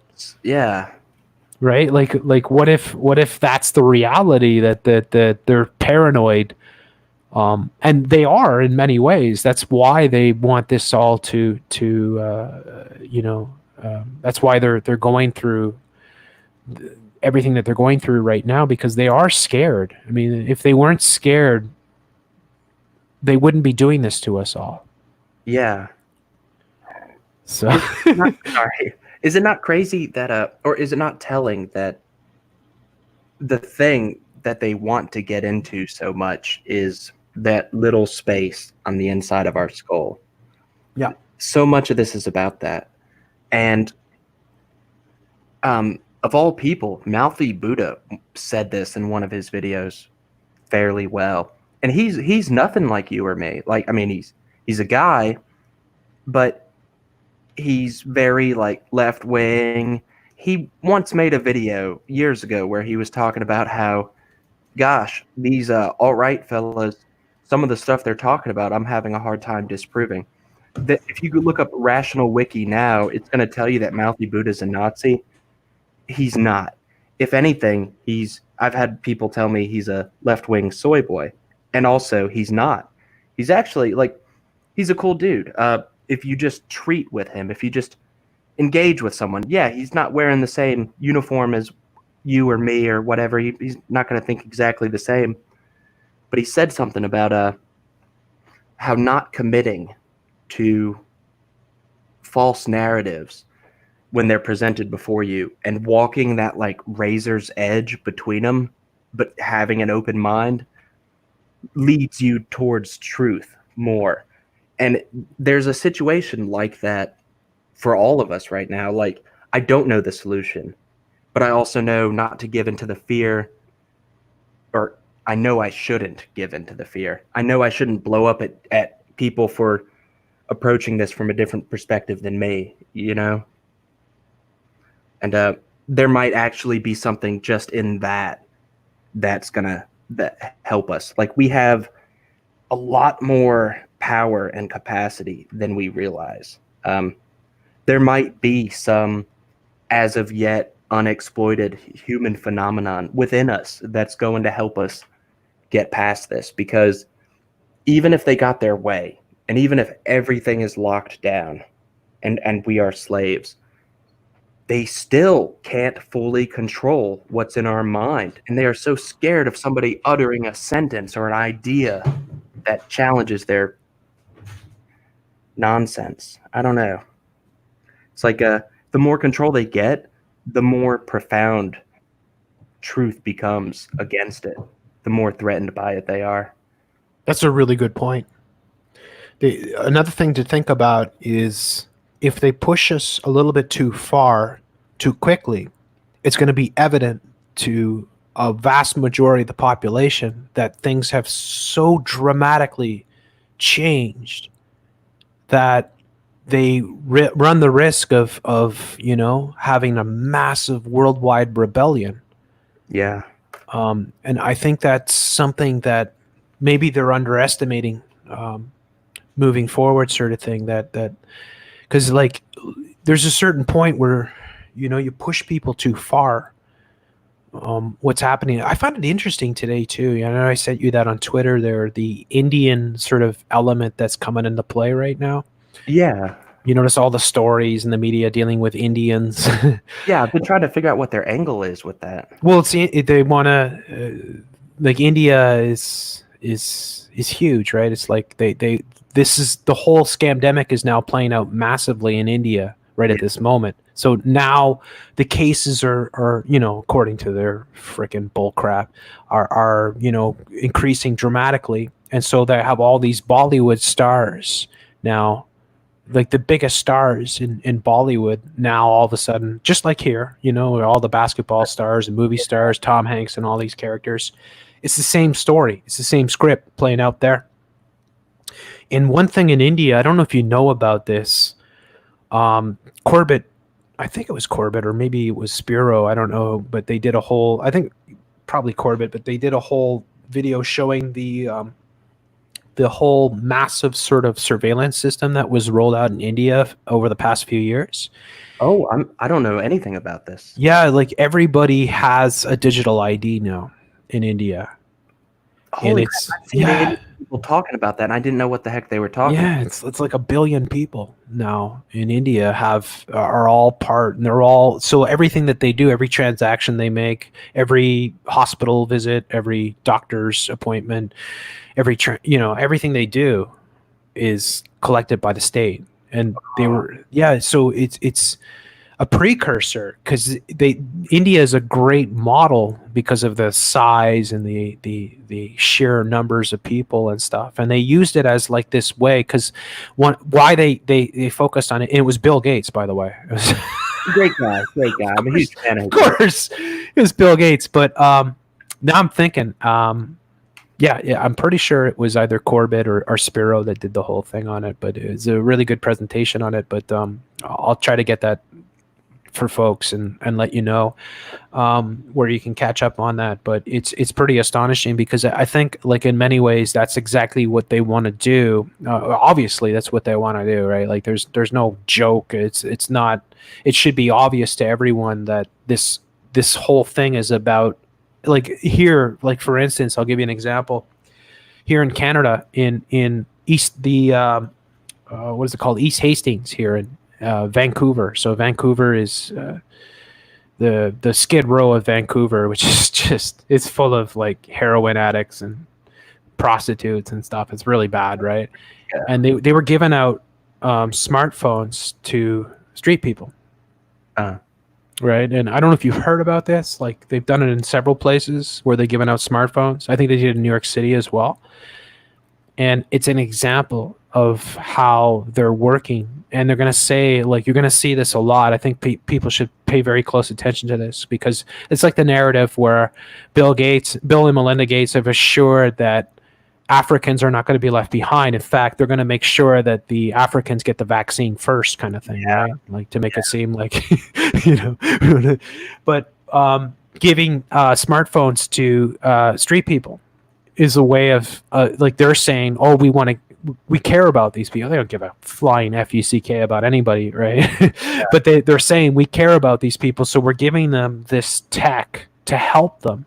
But really what it is they want to be able to track everyone. So if you think about it, who doesn't have cell phones? Well, it's street people, right? And then who would be the second people that don't have cell phones? Well, it'd be elderly people and really young people. So we're heading, and of course with the contact tracing, the precursor to the whole quantum dot sort of full-on identification, no more freedom sort of thing. They want everybody to use their smartphones to access anywhere, right? I went to a store yesterday, or no, it was a couple days ago. I went to the store, and they were actually trying to take down people's information. Like, they wanted you to sign in.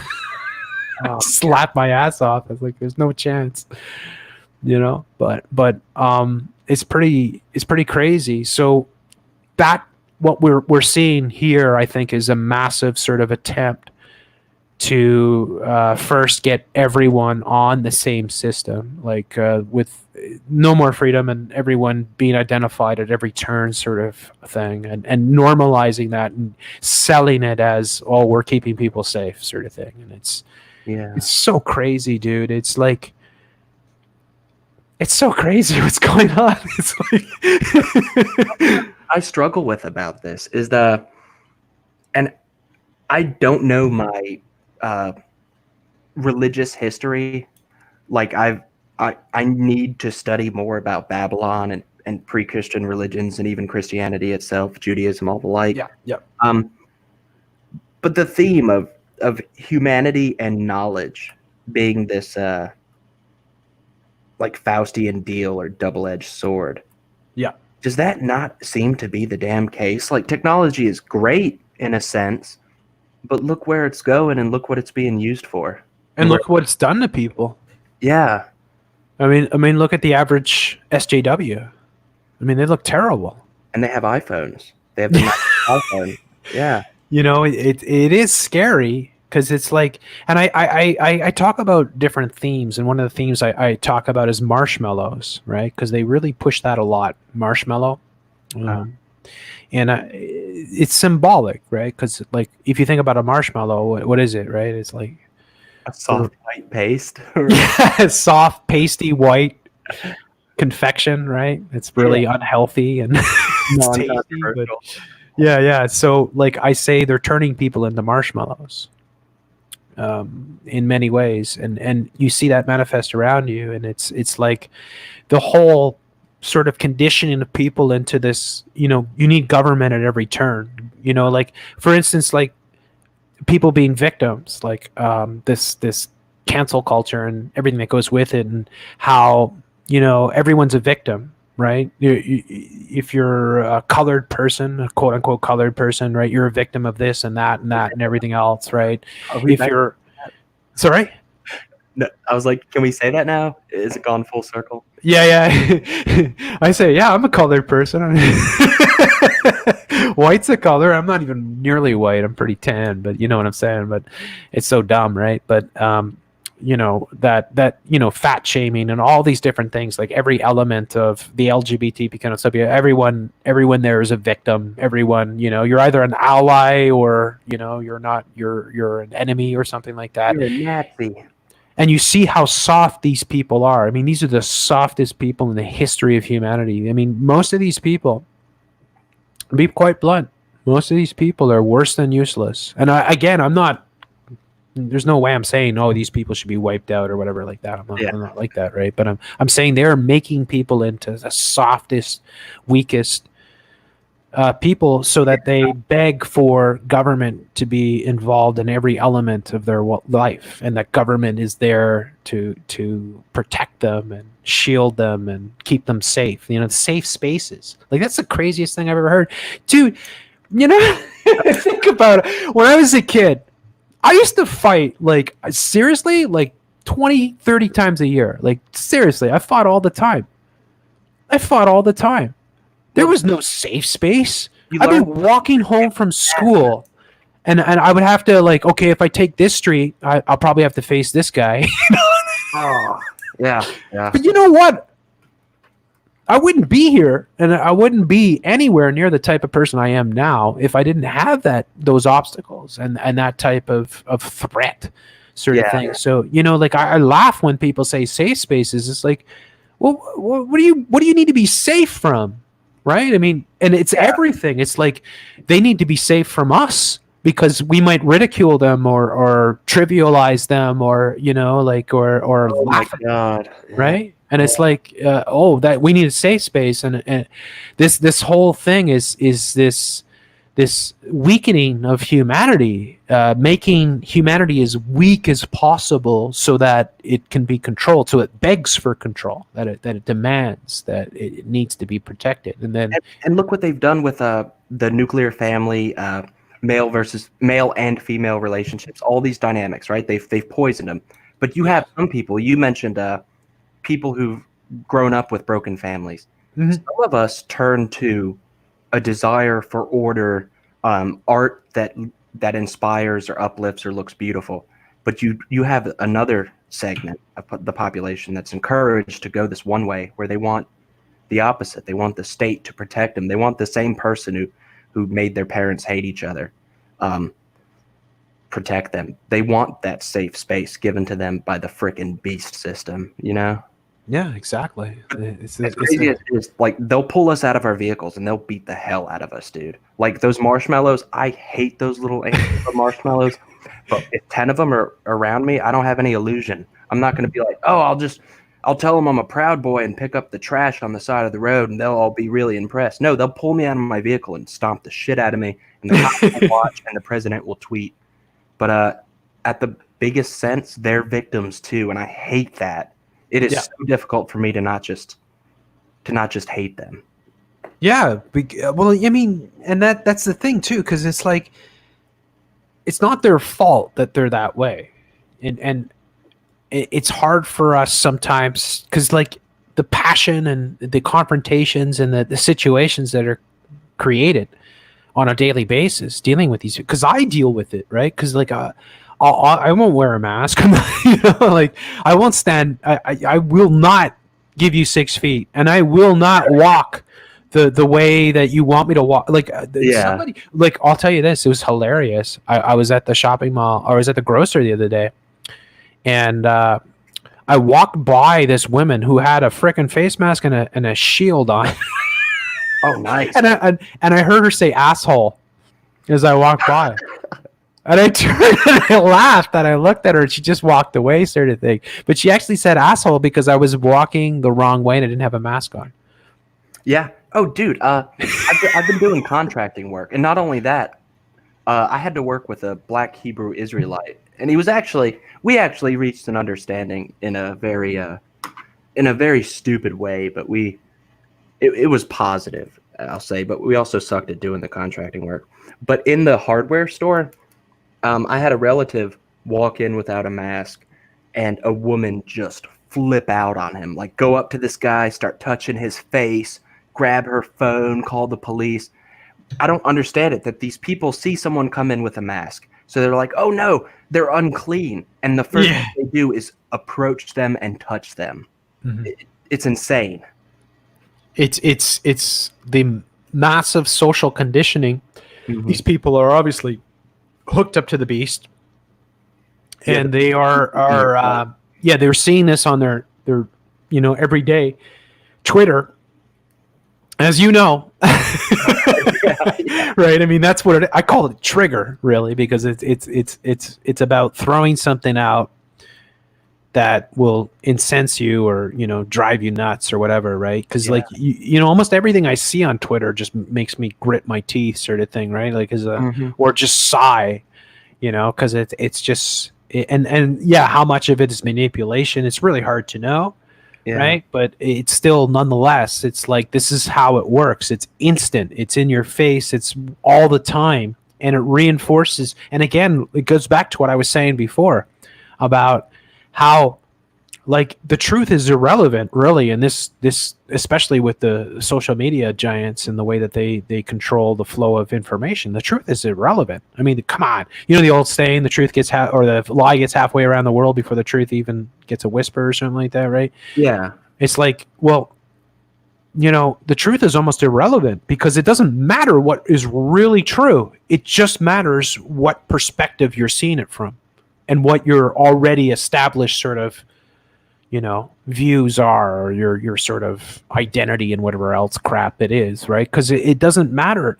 Because if it's something like, we see a lot of these videos, like, for instance, I don't know, I think you and STF were sharing that video before, for instance, where I'm trying to think of it, where it's like another confrontation in a store, right? It was like it was like a woman that was confronted in a store. She was with a baby or something like that.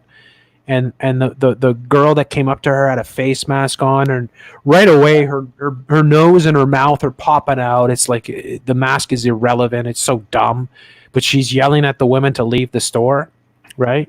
Yeah. You know the video I'm talking about, right? Sort of thing. Yeah. Now you see how that could play on either side, because the people that come from the mask-tard sort of programming, doesn't matter how ridiculous that woman looks, they're going to see it only one way. They're going to see, like, God bless that woman, or not even God bless, because of course these people are satanic heathens, but they'll scream, she's right, whatever. And then the people on the right, the Trump tards and the MAGA maggots and all that, will say this person's a hero or whatever, and they did the right thing. And it's irrelevant what the truth is. It doesn't matter.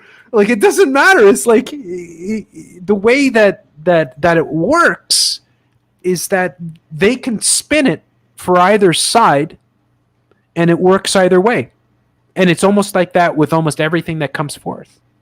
And it's crazy, because like there is an objective truth to much of these things. If it's not like staged theatrics, the objective truth is live your life and stop interfering with others. I mean, it's that simple, right? If somebody doesn't want to wear a mask, why is that your business, right? Like, like regardless of what you believe in, we should live in a free society, but that's it. Now you've poisoned enough of the minds of people to convince them that the mob rule mentality. And I've talked so much about that, especially with all the race riots and race wars that they instigated with George Floyd. The mob mentality takes over. Like, people lose their most of these people are not critical thinkers to begin with, but most of these people just fall into the hive mind, the mob mentality instantly. And it's like, you see some of those horrifically violent incidences of that happened in the aftermath of George Floyd, right? Where people were like even murdered, or just mobs of people just stomping on people. And they probably don't even know why they're doing it. Like, in some cases, like they just become part of this hive, mob mentality, and then they feel exhilarated and they're taken away, and next thing you know, somebody's dead on the street, sort of thing, right? And you're like, and then the reality sinks in, and it's too late, sort of thing. It's so disturbing to me to see how easily controlled people are, how easily manipulated masses of people are with all that's happened. This is the craziest year ever. Like, there has never been anything like this in my lifetime. And I lived through 9/11, right? I don't know how old you were with 9/11, but I remember it like it was yesterday. And this is nothing compared to 9/11. Like, this is much worse. It's far more insidious. 9/11 was bad, but boy, oh boy, this is something else, and it just gets worse as we go forward, sort of thing. So it's we have to keep positive, and we have to you can't just be despotic and hopeless, and think that there's your humanity either. No, absolutely not. And that's the struggle, right? The struggle is, how do you maintain your humanity, and how do you maintain your freedom from this, and how do you stop what's happening at the same time is not like, because like so much of the violence and so much of the confrontations, none of this would happen. It's like all these people, whether it's the race garbage or it's the mask fights and whatever else, almost none of this would happen, dude. It's like, how crazy is it? It's like, I guess maybe in some ways it's akin to road rage, like where when you're in a vehicle, you end up doing things that you wouldn't normally do because you feel empowered or something like that. But like this mass psychosis where people all of a sudden become these militant sort of, agitators, right? And yet, chances are, if you met these people, I mean, chances are you'd have nothing to fight over. You'd have nothing to be at each other's throats for. And it shows you how evil the beast is, like how the beast is able to manifest this stuff almost out of thin air. Like it's spooky to see how it works and how crazy it is. And it's like I have come pretty close to being in these situations myself. I mean, I've had enough of these incidences where I've had to deal with people. It's like it's just not caught on camera sort of thing, right? But you know, this is pretty crazy. Anyways, we're 1:30. Are you still going?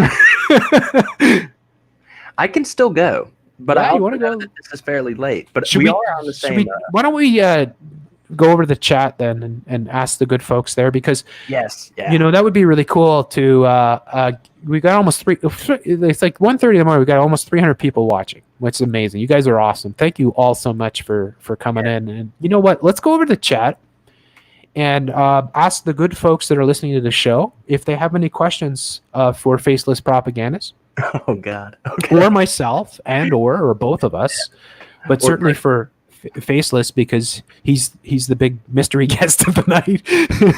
If you have things you would like to ask and you know, maybe make some question or some commentary on what's going on, and Faceless, feel free to jump in at any second here if you see a comment or a question that you'd like to take on.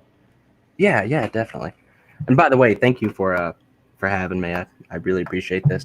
Oh, it's awesome. I'm super enjoying it, and I look forward to, you know, hopefully doing it again soon. And you know, you're really good at doing this type of stuff, so you know, don't be a stranger. Very cool. Yeah. Yeah. Thank you. Thank you. Who are you voting for, Faceless? Oh, I'm thinking I'm gonna vote for Trump. That way, everything will just magically stop, and then we'll be a-okay. Our Goya beans, and we'll be able to shop without masks. Yes, yeah, you're very welcome, Blue. You only asked one question. Blue said he was all out of questions, and he only asked one. He wanted to know my age, but yeah, you 14.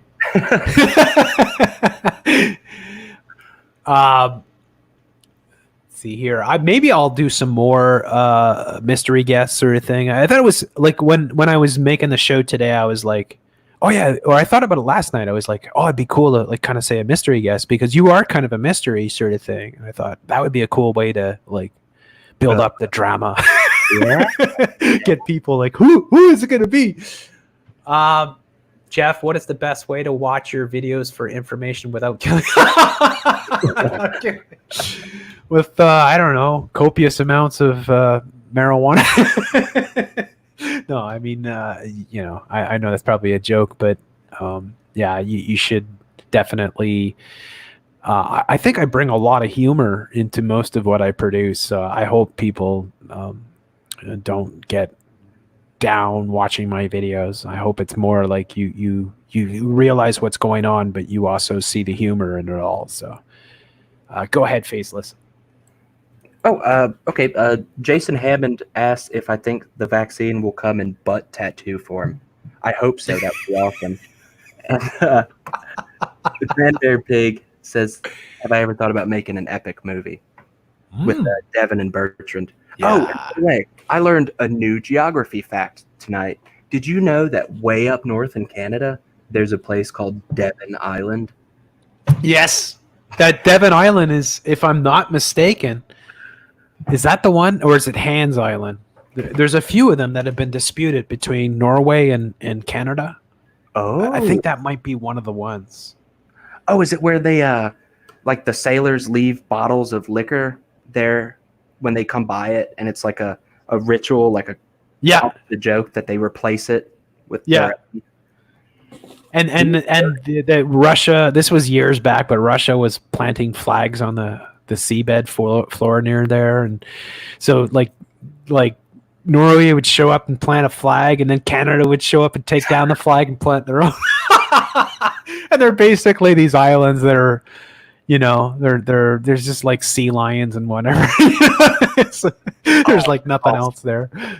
You know, something I've wanted to do, the guy that asked if I ever wanted to do a movie, you and I have talked about collaborating for a work before, Oh yeah. and I didn't realize how talented you were musically until I heard your like Gene Rosen song. That was amazing. Oh, thanks. And also, we got Gene Rosen in the chat. I love your work, man. You deserve an Emmy. But yeah, I'd love to do like a more epic or longer work, but I've been eating so many pies and drinking so many cheap beers that I don't even have the internal energy. I need somebody else to work with, but I've Yeah. never done it before, so it's new and I don't know how to go about it. Yeah, we're gonna definitely work on something together. We're just we gotta figure something out, and then maybe we'll start with a small project and see where it goes, sort of thing. But Yeah, I'll take a flight from Tel Aviv to Canada. We'll sit down, we'll figure it out. Yeah. So any other questions that you see there that you'd like to take a shot at? Thanks, Don. Somebody asked Devin has an island. No, not quite, Patricia.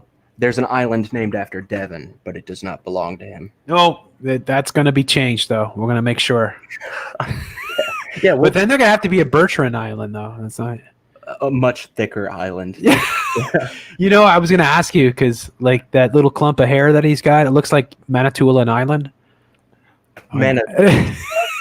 What is this? Manitoulin Island is in Lake Ontario, and it's like the largest island in a lake, and it has the largest lake in an island in a lake, and it has the largest island in an island in a lake with an island, and so on and so forth. But I'm it's looking yeah. up pictures of this, and it does kind of look like his hair. Yeah. That's what I saw. I was like, yeah, it looks a bit like that.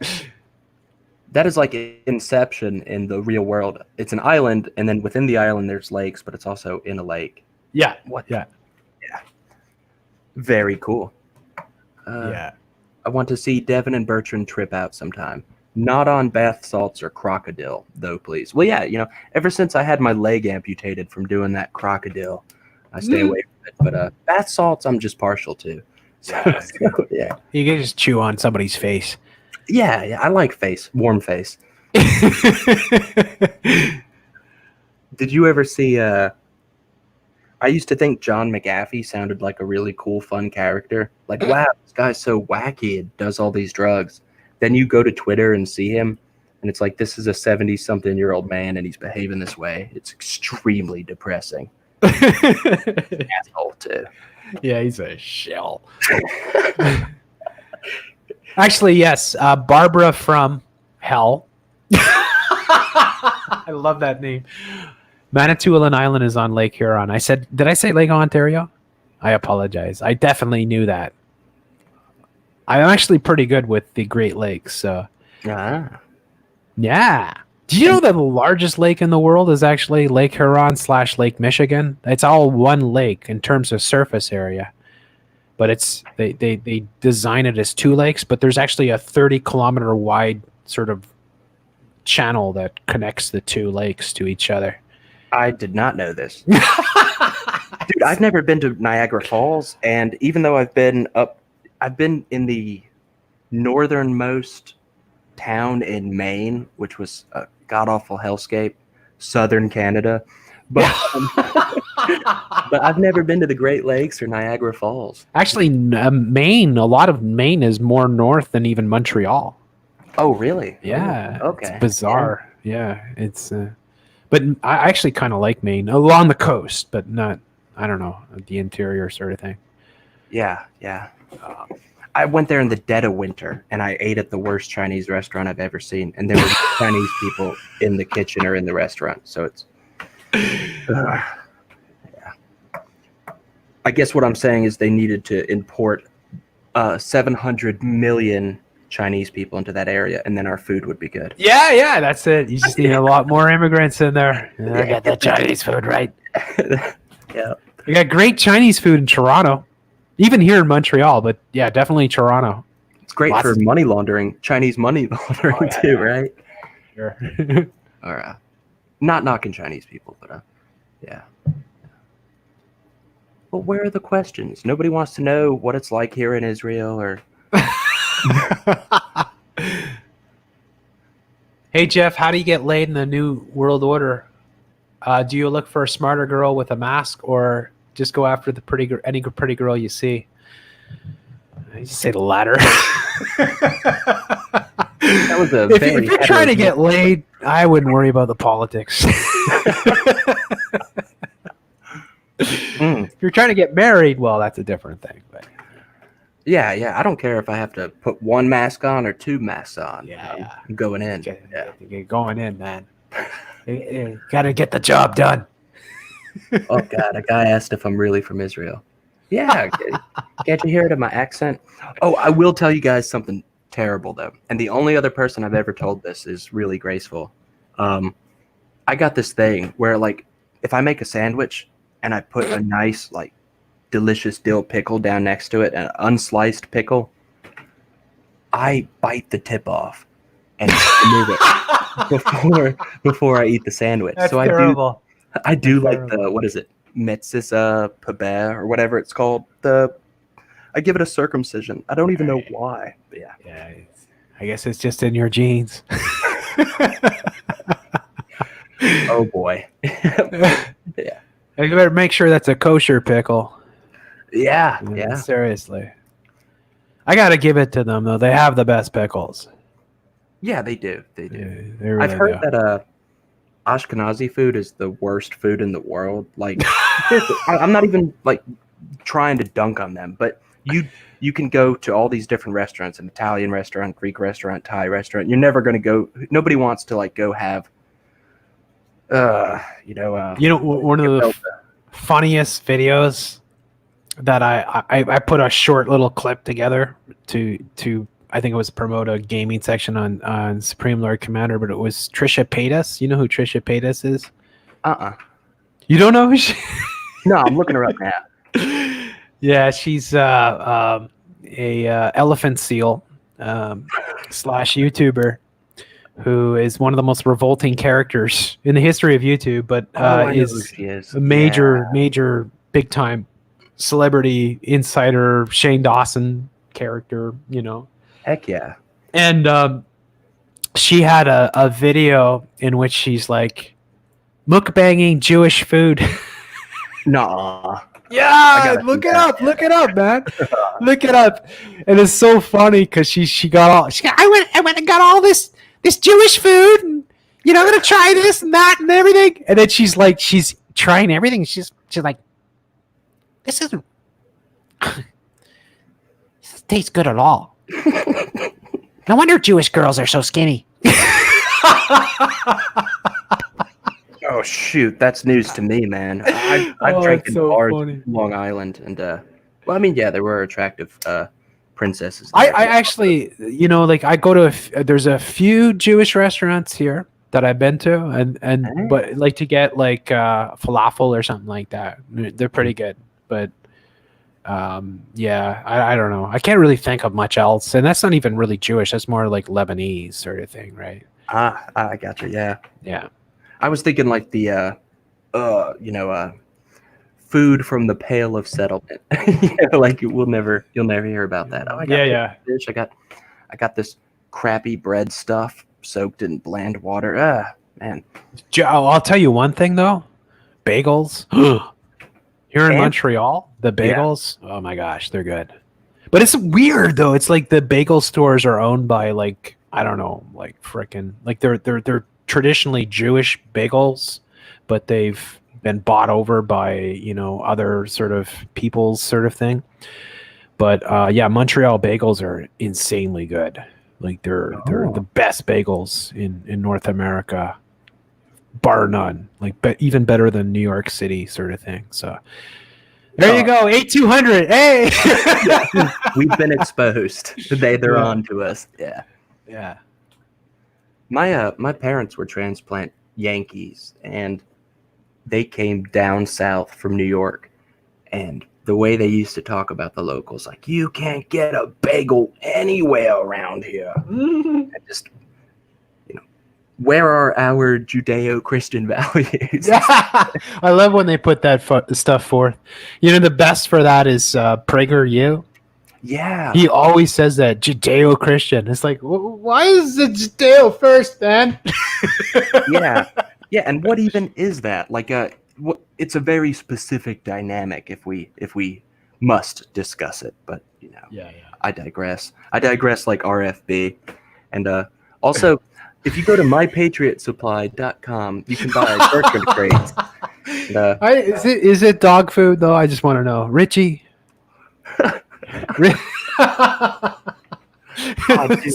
You see these huge containers. You're like, what's in that? Yeah, I can't wait.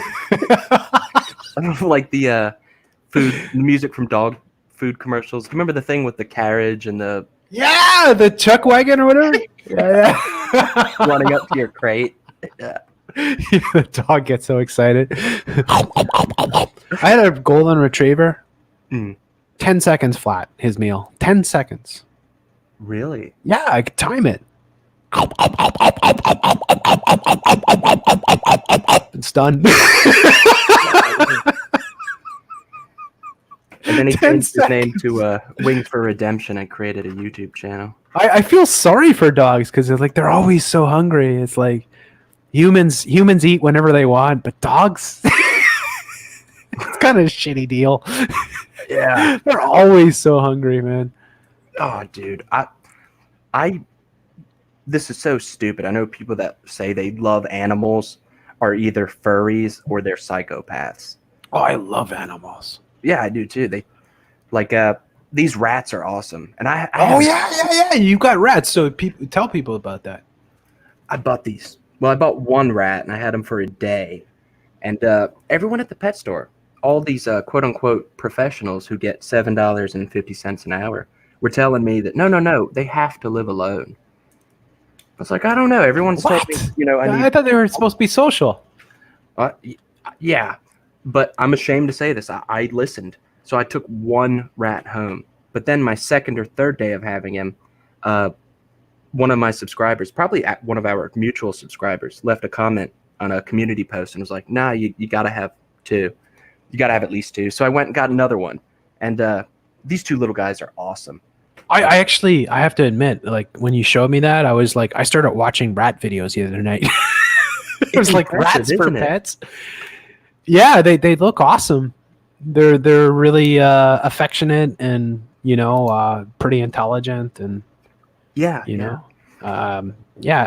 feel like that with all animals though. Like I'm friendly with frickin' insects. Like I am just a nut for nature sort of thing. Like I just feel like I don't know. I love animals. I just can't stop, sort of thing. But do you have jumping spiders in your area? I've got them in my house. I don't kill spiders in my home.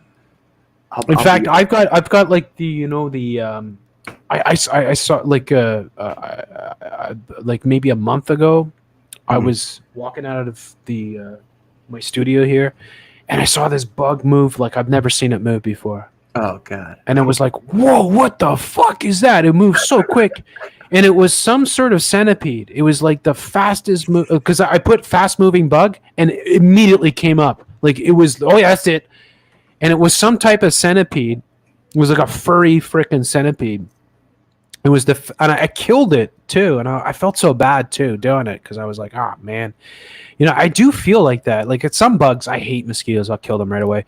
But like, I don't like to kill spiders and I don't like to kill, and I killed the centipede and I felt bad. And then when I researched it, I was like, oh no, that because I think about centipedes and spiders that they eat other bugs. That's all they do. So it's like, just let them do their thing. They're like cats, like, they'll keep all the other pests away. So I actually don't kill spiders, and now I stopped killing centipedes sort of thing. So if I see them, I just kind of, I just say, hey, what's up, buddy? That's all. If I see a nope spider, and I'm not proud to admit this, but I've killed many a nope spider, even of late, and I don't like it. But a silverfish or like a one of those primitive ancient centipede type things, they spook the hell out of me, Yeah, man. they are spooky looking. They're Yeah. like they're prehistoric looking. They're like, what the hell is this thing? Yeah. Maybe I can train my rats to that eat wouldn't them. would they eat that, or do you ever try to give them bugs or anything like that? I haven't given them any bugs, but I know they'll eat the heck out of them. Even with my hamsters, it's crazy. You think of hamsters as these chubby little prey animals, but if you put like a mealworm or any kind of insect in their cage, they go vicious. They love that stuff. Yeah, that's cool. Though it's the only thing I would hesitate about getting those pets is they don't live too long, right? Yeah, that is the major drawback. You befriend them and become attached, and then they're gone. It sucks. It does suck. Yeah. Heartbreaking. All right. So you see any more comments there from good folks? Honestly, I can't even focus. I'm pretty darn spent. He's been having his what is it? Hard iced tea or something? Yes, my southern iced tea, but not the kind you see on To Catch a Predator, not Mike's. Christine Monte says, "Do silverfish bite?" I don't That's know. actually a good question. Drop of Truth says, "I love dragonflies because they're my favorite, like without a doubt. I freaking love dragonflies and damselflies. Damselflies, I gotta look these up. Yeah, they're like smaller dragonflies sort of thing. But dragonflies are so cool. They're like whenever I see them, I'm like, wow. They look like prehistoric because they can get pretty big. Like they can be as big as your hand, sort of thing. Oh, And yeah, you guys might Yeah. have bigger ones than we do. Like as a kid, I saw them all the time, and I never messed with them. But they didn't get that big. yeah. The best thing about dragonflies is that they're like the best for mosquitoes. So if you got like mosquitoes around, you're like, yeah, dragonflies. They'll just come and they'll eat them all up, sort of thing. And they have the best. Dragonflies have the greatest flying capability of all creatures on Earth. Like there's no creature that can do what they can do. Like they can move 360, they can hover, they can go backwards, forwards, sort of thing. It's quite incredible. Oh. Yeah, their flying abilities unparalleled, sort of thing. It's pretty amazing. So Do you ever get the feeling that the things we talk about, like say we're talking about a taboo subject and we use euphemisms, do you feel like all that information is being fed to like some AI intelligence? We just taught the beast system to hunt us with dragonfly robots. Yeah, there you go. So he likes dragonflies, eh? Bill Gates is like, well, we found a way to get to them. Yeah, we're just going to use dragonflies to vaccinate everybody. Yeah, exactly. The GMO dragonflies. Bill Gates releases GMO dragonflies in Montreal. Oh God! This is to help get rid of the malaria mosquitoes that are out there. Oh man, so it's been awesome. I appreciate it, man. We got to do this again sometime if the Absolutely. audience isn't too pissed off. Absolutely. So we should clear out then tonight? Is that cool? Yeah. Yeah, absolutely, I'm man. feeling pretty We've spent. been going for what time we start? Around 10 o'clock here. So we're almost 4 hours here at least. Yeah. And it was a phenomenal show. Excellent show. Thank you so much for coming on. Yeah. Really enjoyed doing the show with you. And yeah, absolutely. We'll do it again for sure. And we'll try to get STF on the show too. Get him on here, man. That'd be awesome. Come on out, Stranger Than Fiction. We'd love to have you on. And maybe we can get Grace on. We'll try. That would be impressive. Yeah, That'd be awesome. Man. All right, so thank you all so much for tuning into the show tonight. Please do go check out Stranger Than Fiction. Go check out Faceless Propagandist. In fact, Faceless, if you can, leave a comment in the chat because I don't have your channel linked right at the moment so that people can find you and just say hello. And so anybody that's not subscribed to you, go over and and subscribe to Faceless Propagandist. You guys, seriously, it's one of the best channels on YouTube. I mean it. Like, it's just fantastic. I could watch it all night, sort of thing. So thank you so much, everyone, for coming and taking part in the discussion tonight, and taking part. Give us a thumbs up if you haven't already. Of course, go over and subscribe to Faceless Propagandist. And yeah, stay tuned. We'll be back. I mean, we'll do another show maybe in a couple weeks or so, and maybe we'll bring a couple more people on and discuss things. But it was a really great show. Thank you all so much for taking part in the show. And yeah, see you guys. Thank you. All right, Thank you, awesome. Jeff.